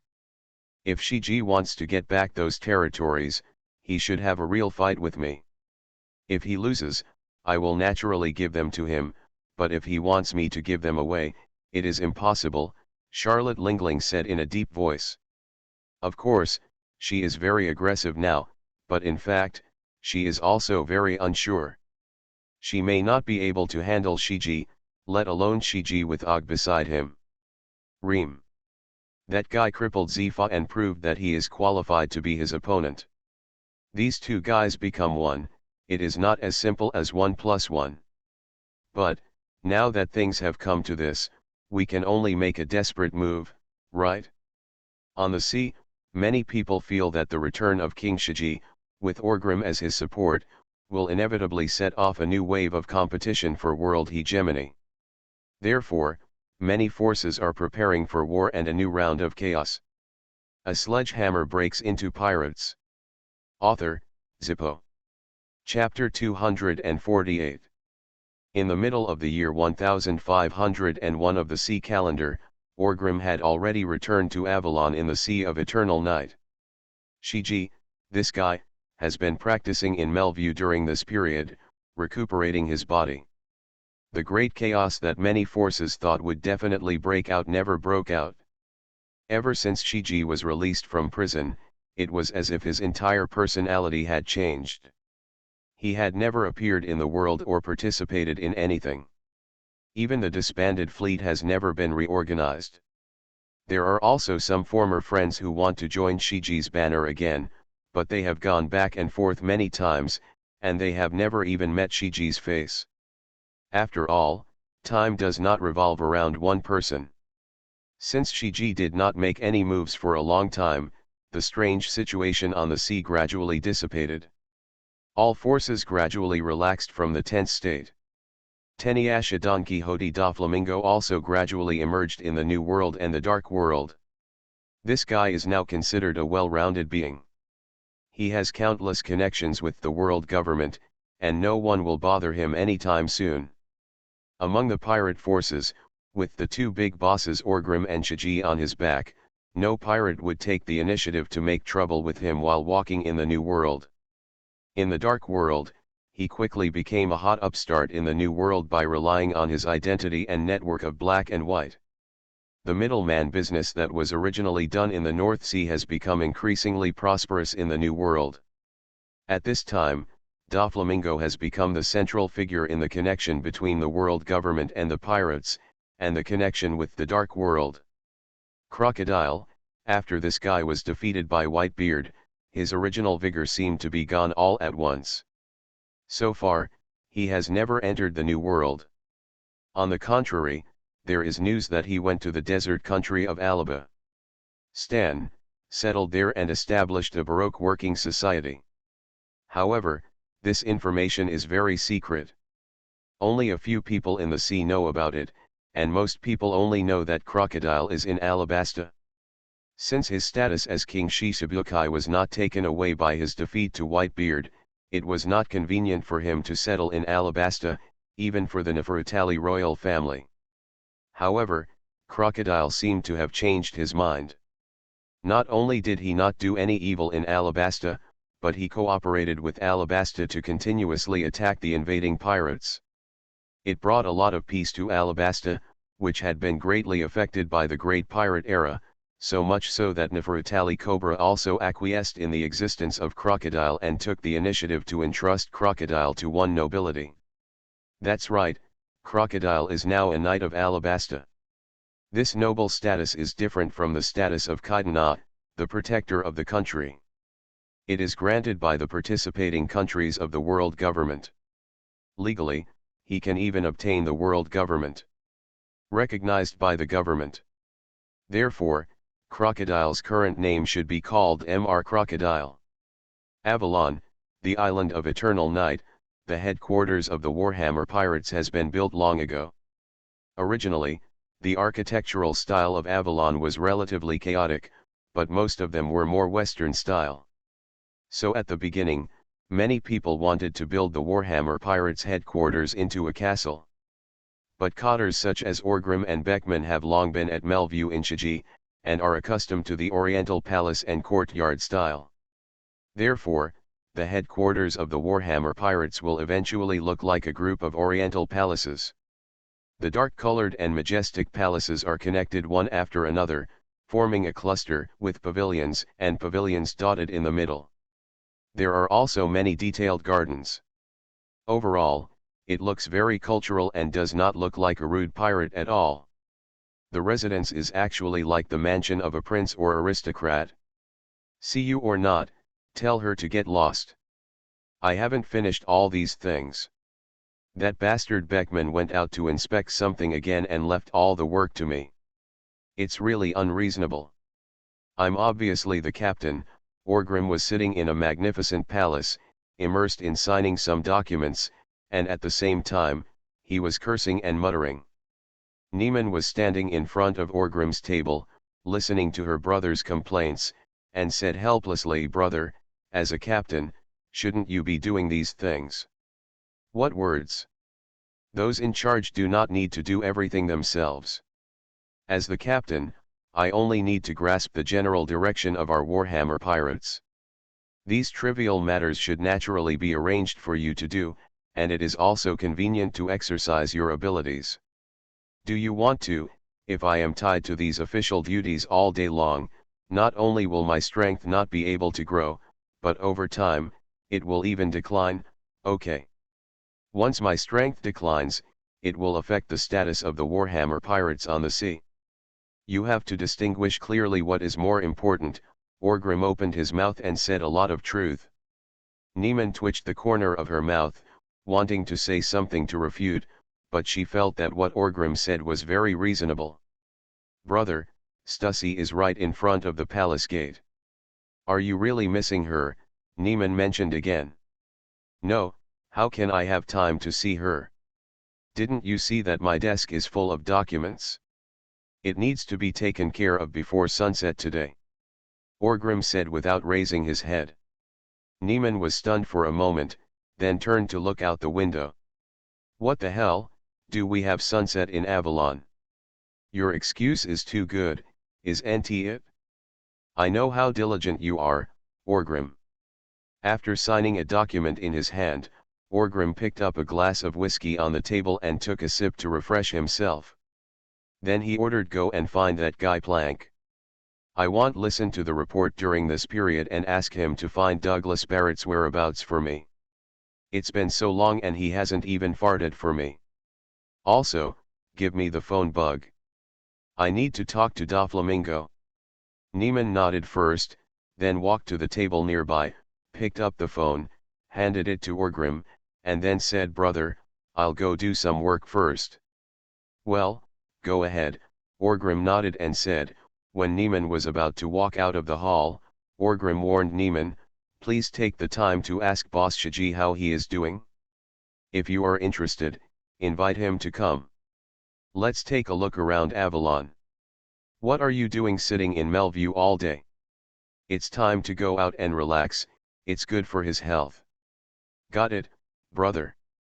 Niemann responded with a smile, and then walked out of the main hall and closed the door. This main hall is the government affairs center of the Warhammer Pirates. It is located in the center of the entire palace complex. There are two gardens in front of and behind the hall. There is also a huge artificial lake in the front garden, which is connected to the river in the island and can directly lead to the sea. At this time, Stussy, the Queen of Happy Street, was waiting in front of the palace door. "I came to visit Orgrim today, and I wanted to inquire about Shiji. After all, Shiji seems to have disappeared, but where is his status? If he doesn't show up, people will not dare to do so. Relax, the world government is also afraid that Shiji will suddenly retaliate against them one day, so even though it has been so long, they are secretly still asking for information about him. Stussy now lives on Avalon, with Orgrim is a neighbor. Those who are closer to the water are the first to get the moon. Orgrim is the disciple of the lion. It is more convenient to extract information about Shiji from him. The sound insulation effect of this hall is still very good, Orgrim. As long as Mew didn't yell, there would be no sound at all outside. But when he started yelling for Stussy to go away, Stussy stood at the door and still heard it. His expression was a little embarrassed at this time. He was even more worried in his heart. "I scolded Orgrim 100 times. No matter how you say it, I am also the Queen of Happy Street, one of the emperors of the Dark World. Wherever I go, I am not surrounded by people. Whoever sees me on the sea should give me a favor. You're a bit of a loser. I've been rushing to visit you. Why don't you just invite me in for tea and catch up on old times, but you're telling me to get lost. Think about it again, for a while, Stussy it also represents Happy Street and invested a lot of money in Orgrim. This bastard really has no conscience at all. He took my money and turned his back on me and stopped recognizing others. Sure enough, pirates are not good people, bah. Stussy secretly cursed Orgrim and then saw Niemann walking out of the palace. Although Niemann was not particularly strong, Stussy did not dare to underestimate her at all. After all, she was everyone knows that she, Karanda Niemann, is Shiki's goddaughter, not just a precious one. She is also the daughter of Orgrim Anchorman's sister. The three brothers and sisters are united in spirit and can be regarded as the true masters of the Warhammer pirates. Therefore, Stussy did not dare to underestimate Niemann, the King Kong Barbie. When she came out, she smiled and said, "Niemann, Mr. Hammer, he." Niemann also looked a little embarrassed. Although she knew that Stussy was from the world government, her relationship with Stussy was still good on the surface. There are only a few powerful women on Avalon Island, so they will naturally keep in touch with each other privately. "Sorry, Stussy, my brother has important matters to attend to." "It's not convenient," Niemann said somewhat helplessly. Of course, Stussy has heard Orgrim's answer, and naturally she won't blame Niemann. As the Queen of Happy Street, she is also an all-rounded character. Although he wanted to bite Orgrim to death in his heart, there was a warm smile on his face, and he said with a smile, "It doesn't matter, Mr. Hammer leads the entire Warhammer Pirates, and he has a lot of things to do every day, and he is busy with his work. It's normal. I don't have anything big to do. I just want to have a casual chat with Mr. Chewie and deepen the connection and relationship. If there is no chance today, I will come to visit another day." That's what he said, but Stussy secretly cursed in his heart, "If I hadn't been tasked with the world government, I would never want to see this bastard Orgrim again." Seeing that Stussy was not angry, Niemann also smiled. The two of them talked and laughed and left together. At the same time, in the hall, Orgrim also dialed Doflamingo's phone number. "Gee ha ha ha ha, young master, how are you?" Orgrim laughed and said, "Greetings. Furfufu, Master Hammer, progress is going very smoothly. I compared it in the market. Compared with the arms of Wano, the quality of the arms we produce is not inferior at all. However, in terms of shipments, there is a big gap. Kaido seems to have expanded its production scale. If we want to compete with him, we are still a little behind." Doflamingo responded with a smile. "That's right, after Caesar was forced to join the Warhammer Pirates, he directly took charge of arms manufacturing.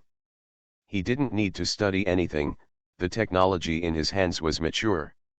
Yes, it can directly guide production. After the construction of Avalon, the headquarters of the Warhammer Pirates, those gangsters will have nothing to do. As for the rest of the construction projects in Avalon, they must also follow the needs of the population. Yes, the construction pressure brought by Avalon's population is not great now, so they suspended these projects and were directly arranged by Orgrim to go to the military factory to work hard. Therefore, soon, Avalon's first batch of arms flowed into the dark world from Doflamingo's hands, and now it seems that the response has been pretty good. You are listening to Novels at Bless Up channel. Wish you happiness and luck. How do you feel about this novel? Please like and leave a comment. A Sledgehammer Breaks into Pirates. Author, Zippo. Chapter 249. After chatting for a while about the repercussions of these weapons, Doflamingo spoke again. "By the way, Mr. Hammer, I discovered an interesting phenomenon." On the phone bug side, Orgrim casually signed his name on the document, picked up the wine glass and took another sip, and then asked happily, "What's the phenomenon?" "Most of the arms produced by Kaido are cold weapons such as swords. On the contrary, they are artillery, guns and ammunition, which are far inferior in quantity to cold weapons, Doflamingo said softly. Orgrim was stunned for a moment, then smiled and said, isn't this a normal thing?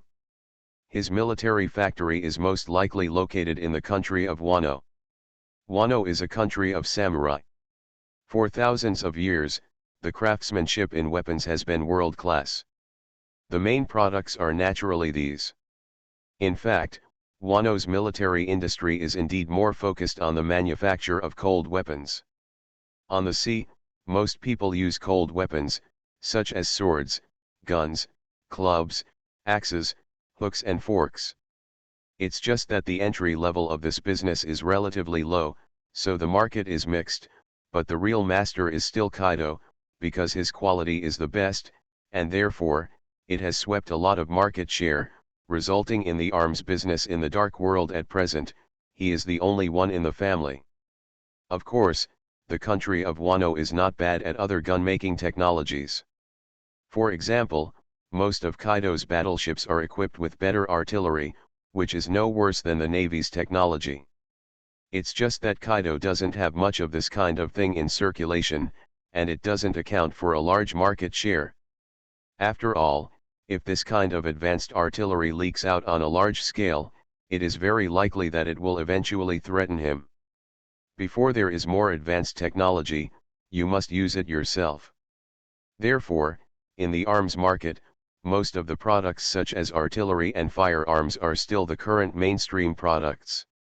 They look like the less advanced artillery used in the Age of Discovery in the previous life. Yes, because of the characteristics of Wano country, Kaido's business is also somewhat focused. Therefore, I think that we may not need to compete fiercely with Kaido, and we can start from the side, Doflamingo said. Go on. Orgrim nodded and said softly.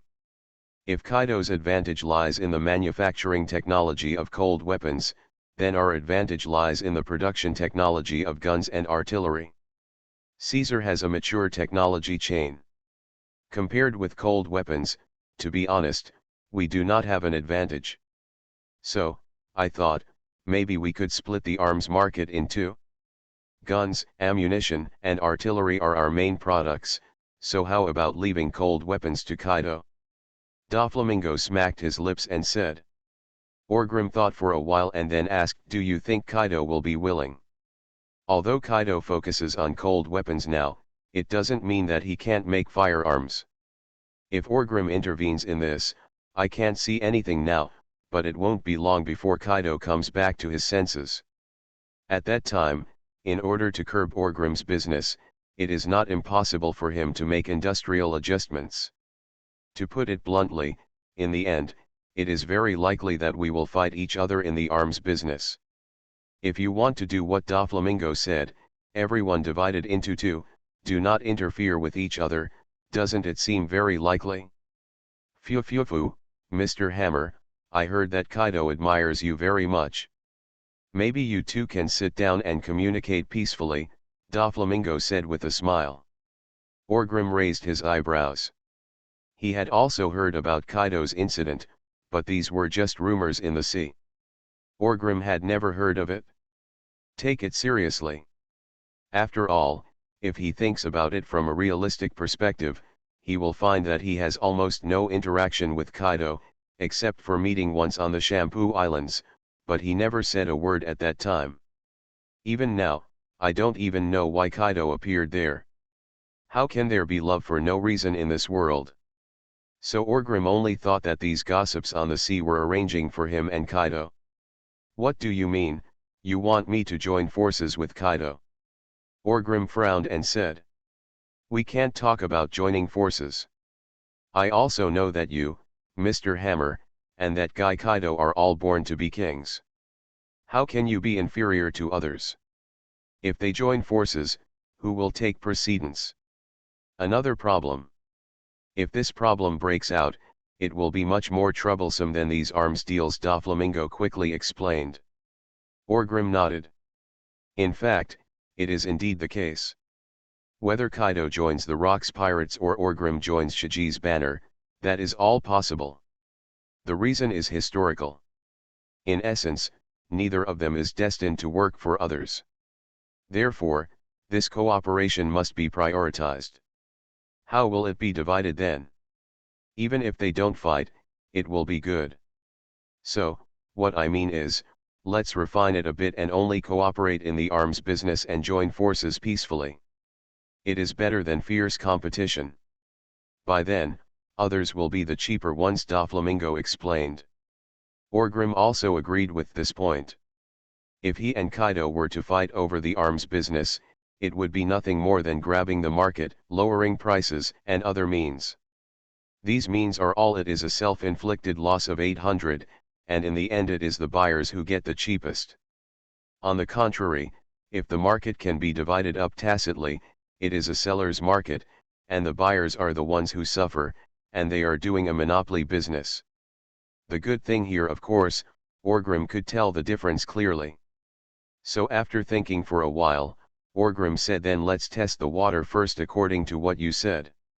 Let's expand the production of firearms first, and try our best to it doesn't involve cold weapons. Let's see what Kaido's reaction is, and then we can make a conclusion. It's impossible to ask Orgrim to rush to find Kaido. Let's test the waters first and see what happens. If Kaido has a better understanding, he should continue to focus on the production of cold weapons. When the time comes, the two of them have the premise and foundation for cooperation. At least they will not be together. Face, you give me a stick, I'll give you a hammer. Fura, I understand. Doflamingo smiled and said. Well, I have contacted Nightingale and Indigo before. They have also made some progress with their potions. That guy Caesar has a very good talent in dealing with these messy things. Now we can make preliminary preparations. When the time comes, our second flagship product will also be able to enter the market. Orgrim ordered again. Doflamingo smiled and said, I understand, just leave this matter to me. After a short pause, Doflamingo hesitated and then said, Master Hammer, what do you think about the population business? What do you think? Orgrim frowned and said with some disgust, you should know about Neiman, so I won't hide it from you. I hate those damn slave traders. What this said is actually a bit of a double standard. Orgrim still likes to enslave others to work for him. At most, he is not as miserable as making them slaves. After all, it is also the 996 model of good fortune. The wages given are just a little bit low. But as a pirate, what happened to the double standards? Doflamingo felt helpless after listening to Orgrim's words. Just as he was about to say something, Orgrim took the lead and said, however, these things cannot be changed by me alone. Doflamingo, you and I are just cooperating, and I have no intention of interfering with you, do you understand? Doflamingo couldn't help but smile after listening to Orgrim's words, and said as expected, I can't hide it from you, Mr. Hammer. Well, yes, I do want to get involved in the population business. After all, the world is in chaos today, and many people can't even afford to eat. In these troubled times, the population business and the slave business are of course booming. It has to be said that in today's era, the slave trade and the population business are both booming industries. This phenomenon is estimated to continue until 20 years later.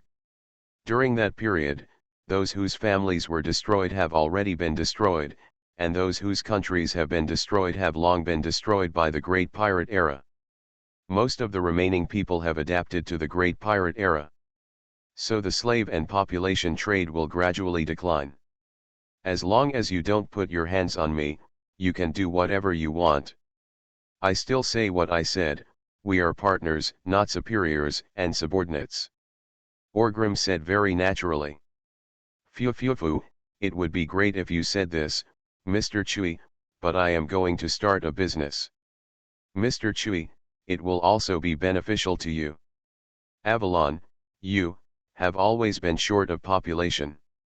I will provide you with good supplies in the future, Doflamingo said with a smile. Orgrim also smiled. It's a double standard.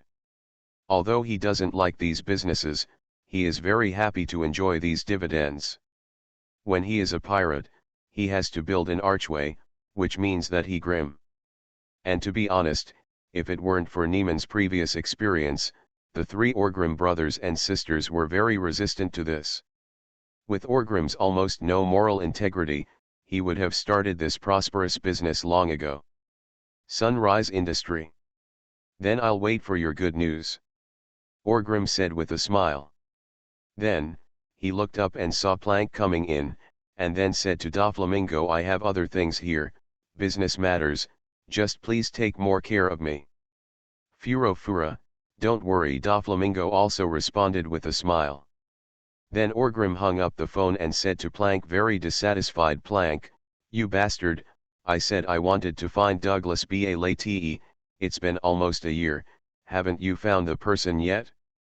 Gangplank smiled helplessly and said, Master Hammer, it's really not me who shirks the responsibility. That guy Barrett is a lone ranger. Although he has never hidden his whereabouts, the Navy is also watching him, he still has some arrangements. How troublesome is it to find such a lone ranger in this vast sea, you should also know. Orgrim snorted coldly, but he didn't blame him anymore.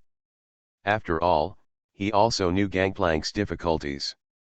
As long as that bastard Barrett didn't show up by himself, it would be really difficult to find him.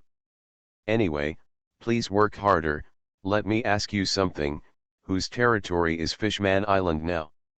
Did Whitebeard go and occupy it? Orgrim raised his eyebrows and asked. Gangplank was stunned for a moment, and then said, Master Hammer, how do you know, this happened 3 days ago. That guy Whitebeard went to Fishman Island and hung his flag on Dragon Palace City. That place is now Whitebeard's territory. I just received the news. Knew it, Orgrim touched his chin and said.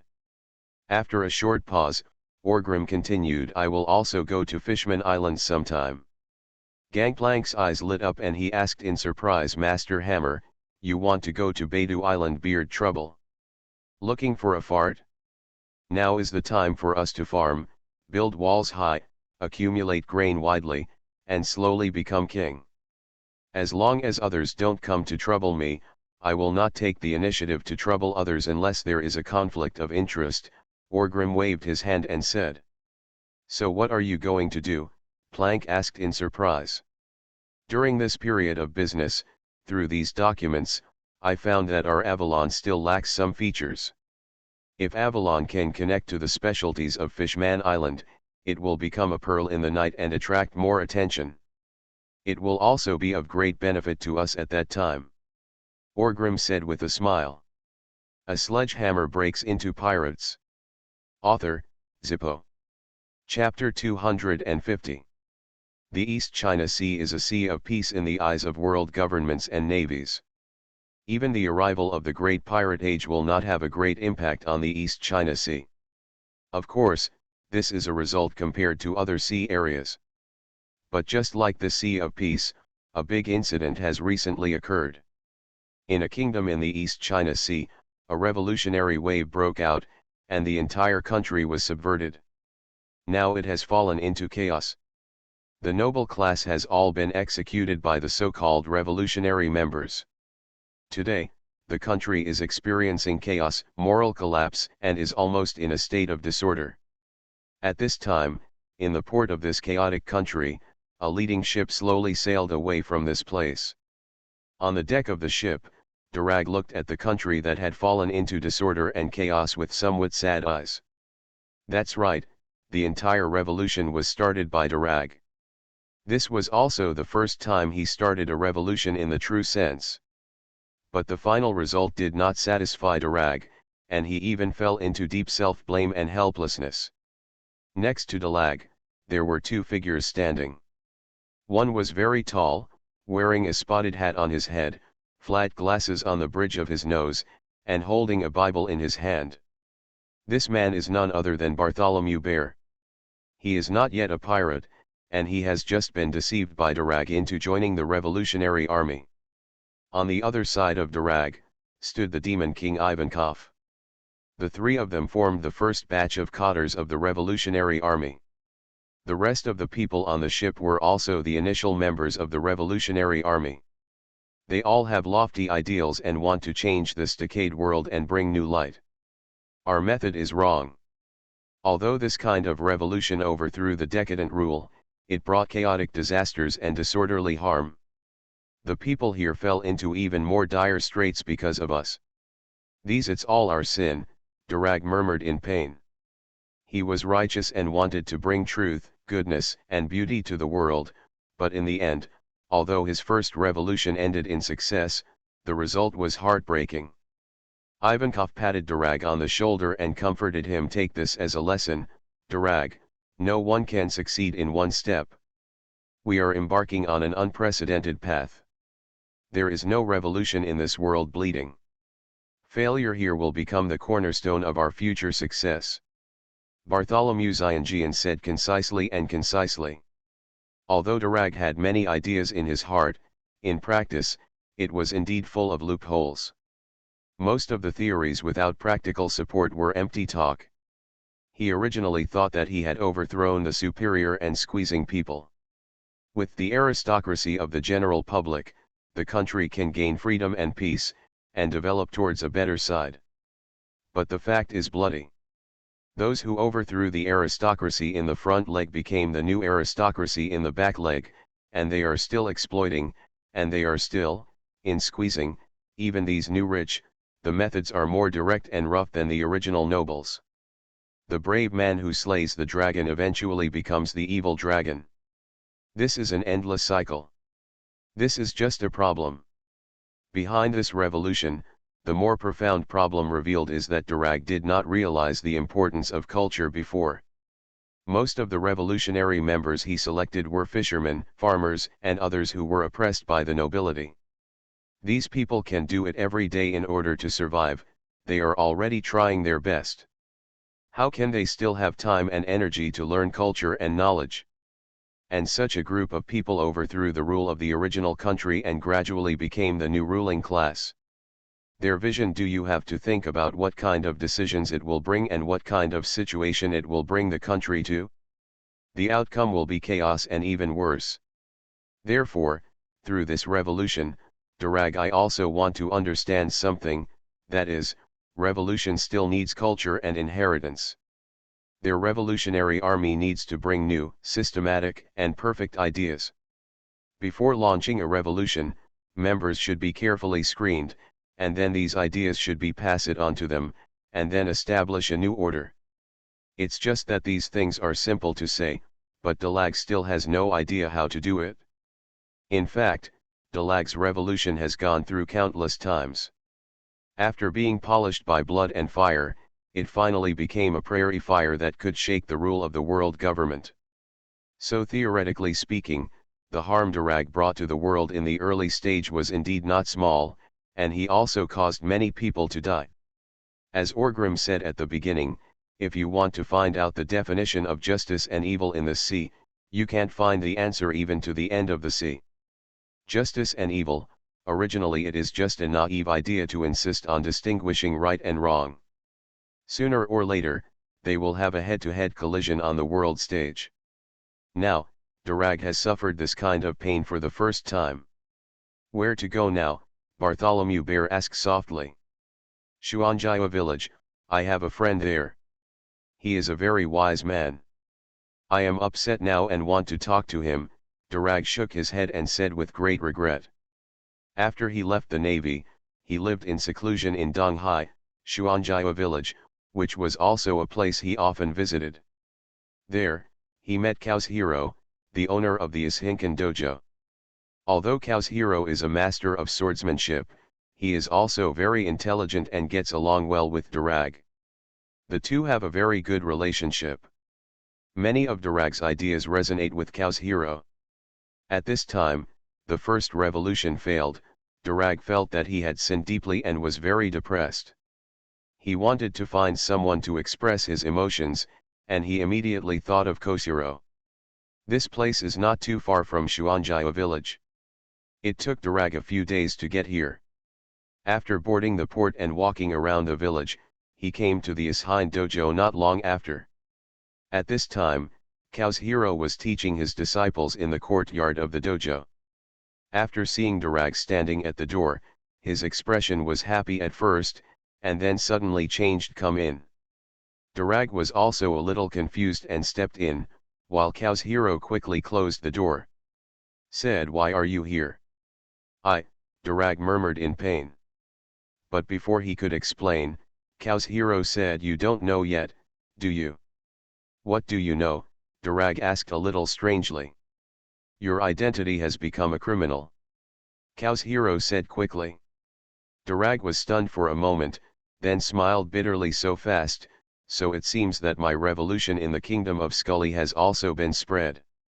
That's natural. The world government's announcement defines you as an evil criminal, subverting a peaceful country and plunging the country into chaos and war, causing tens of thousands of deaths, Kazuhiro said softly.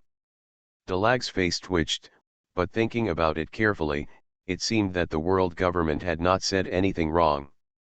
However, all this still made Durag feel that it was a little too fast. He thought that he should not have been exposed. How could this first revolution be called unexpected? In just a few days, the world government found him. Naturally, Durag didn't know. Because of Orgrim's betrayal, the CP agency had been keeping an eye on him for a long time. Through constant investigation and research, they had long suspected that Durag had evil intentions. Therefore, as soon as something happened in the Scully Kingdom, the CP agency rushed there immediately, checked all traces of Durag, and then confirmed that the news from Stussy was undoubtedly true. Of Durag, the son of a naval hero, not only most likely cooperated with pirates after leaving the navy, he even wanted to subvert the order under the world government. This was simply intolerable to the world government, so Durag was immediately designated as an evil criminal and a subversive of the country. As for the world's most vicious criminal, it has not yet fallen on Durag's head. However, judging from the confrontation between the world government and Durag, as long as Durag does not give up the revolution, sooner or later he will become the so-called most vicious criminal. Durag smiled helplessly and said, then should I leave? So as not to implicate you.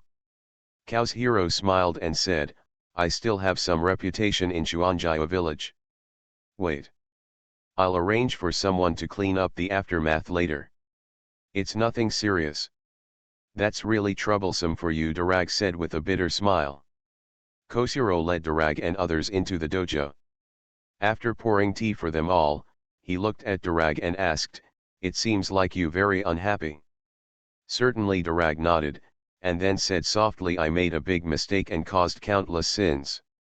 In fact, the world government's evaluation of me was not wrong at all. I caused the destruction of the country and the people were in dire straits. Directly or indirectly caused the displacement and even death of tens of thousands of people. Isn't this evil enough? Koshiro was silent for a moment, and then said softly, then you are really an out-and-out evil party, damn bastard. Yes, Durag didn't deny anything and nodded lightly. But, are you about to get discouraged now? Koshiro changed his tone and said. Durag was silent for a moment, then shook his head firmly and said, although I am guilty, if I give up at this time, it will be equivalent to causing countless people in the Scully Kingdom to die in vain. I will carry these sins, these innocent people who died because of me, and continue to follow this path. Perhaps on this road, there are still countless sins, and there are countless blood and fire, but I will not choose to escape. If there is really a person who will never be reincarnated after death, fall into the boundless hell, and be burned by the red lotus karma fire for life after life, then let me be such a person.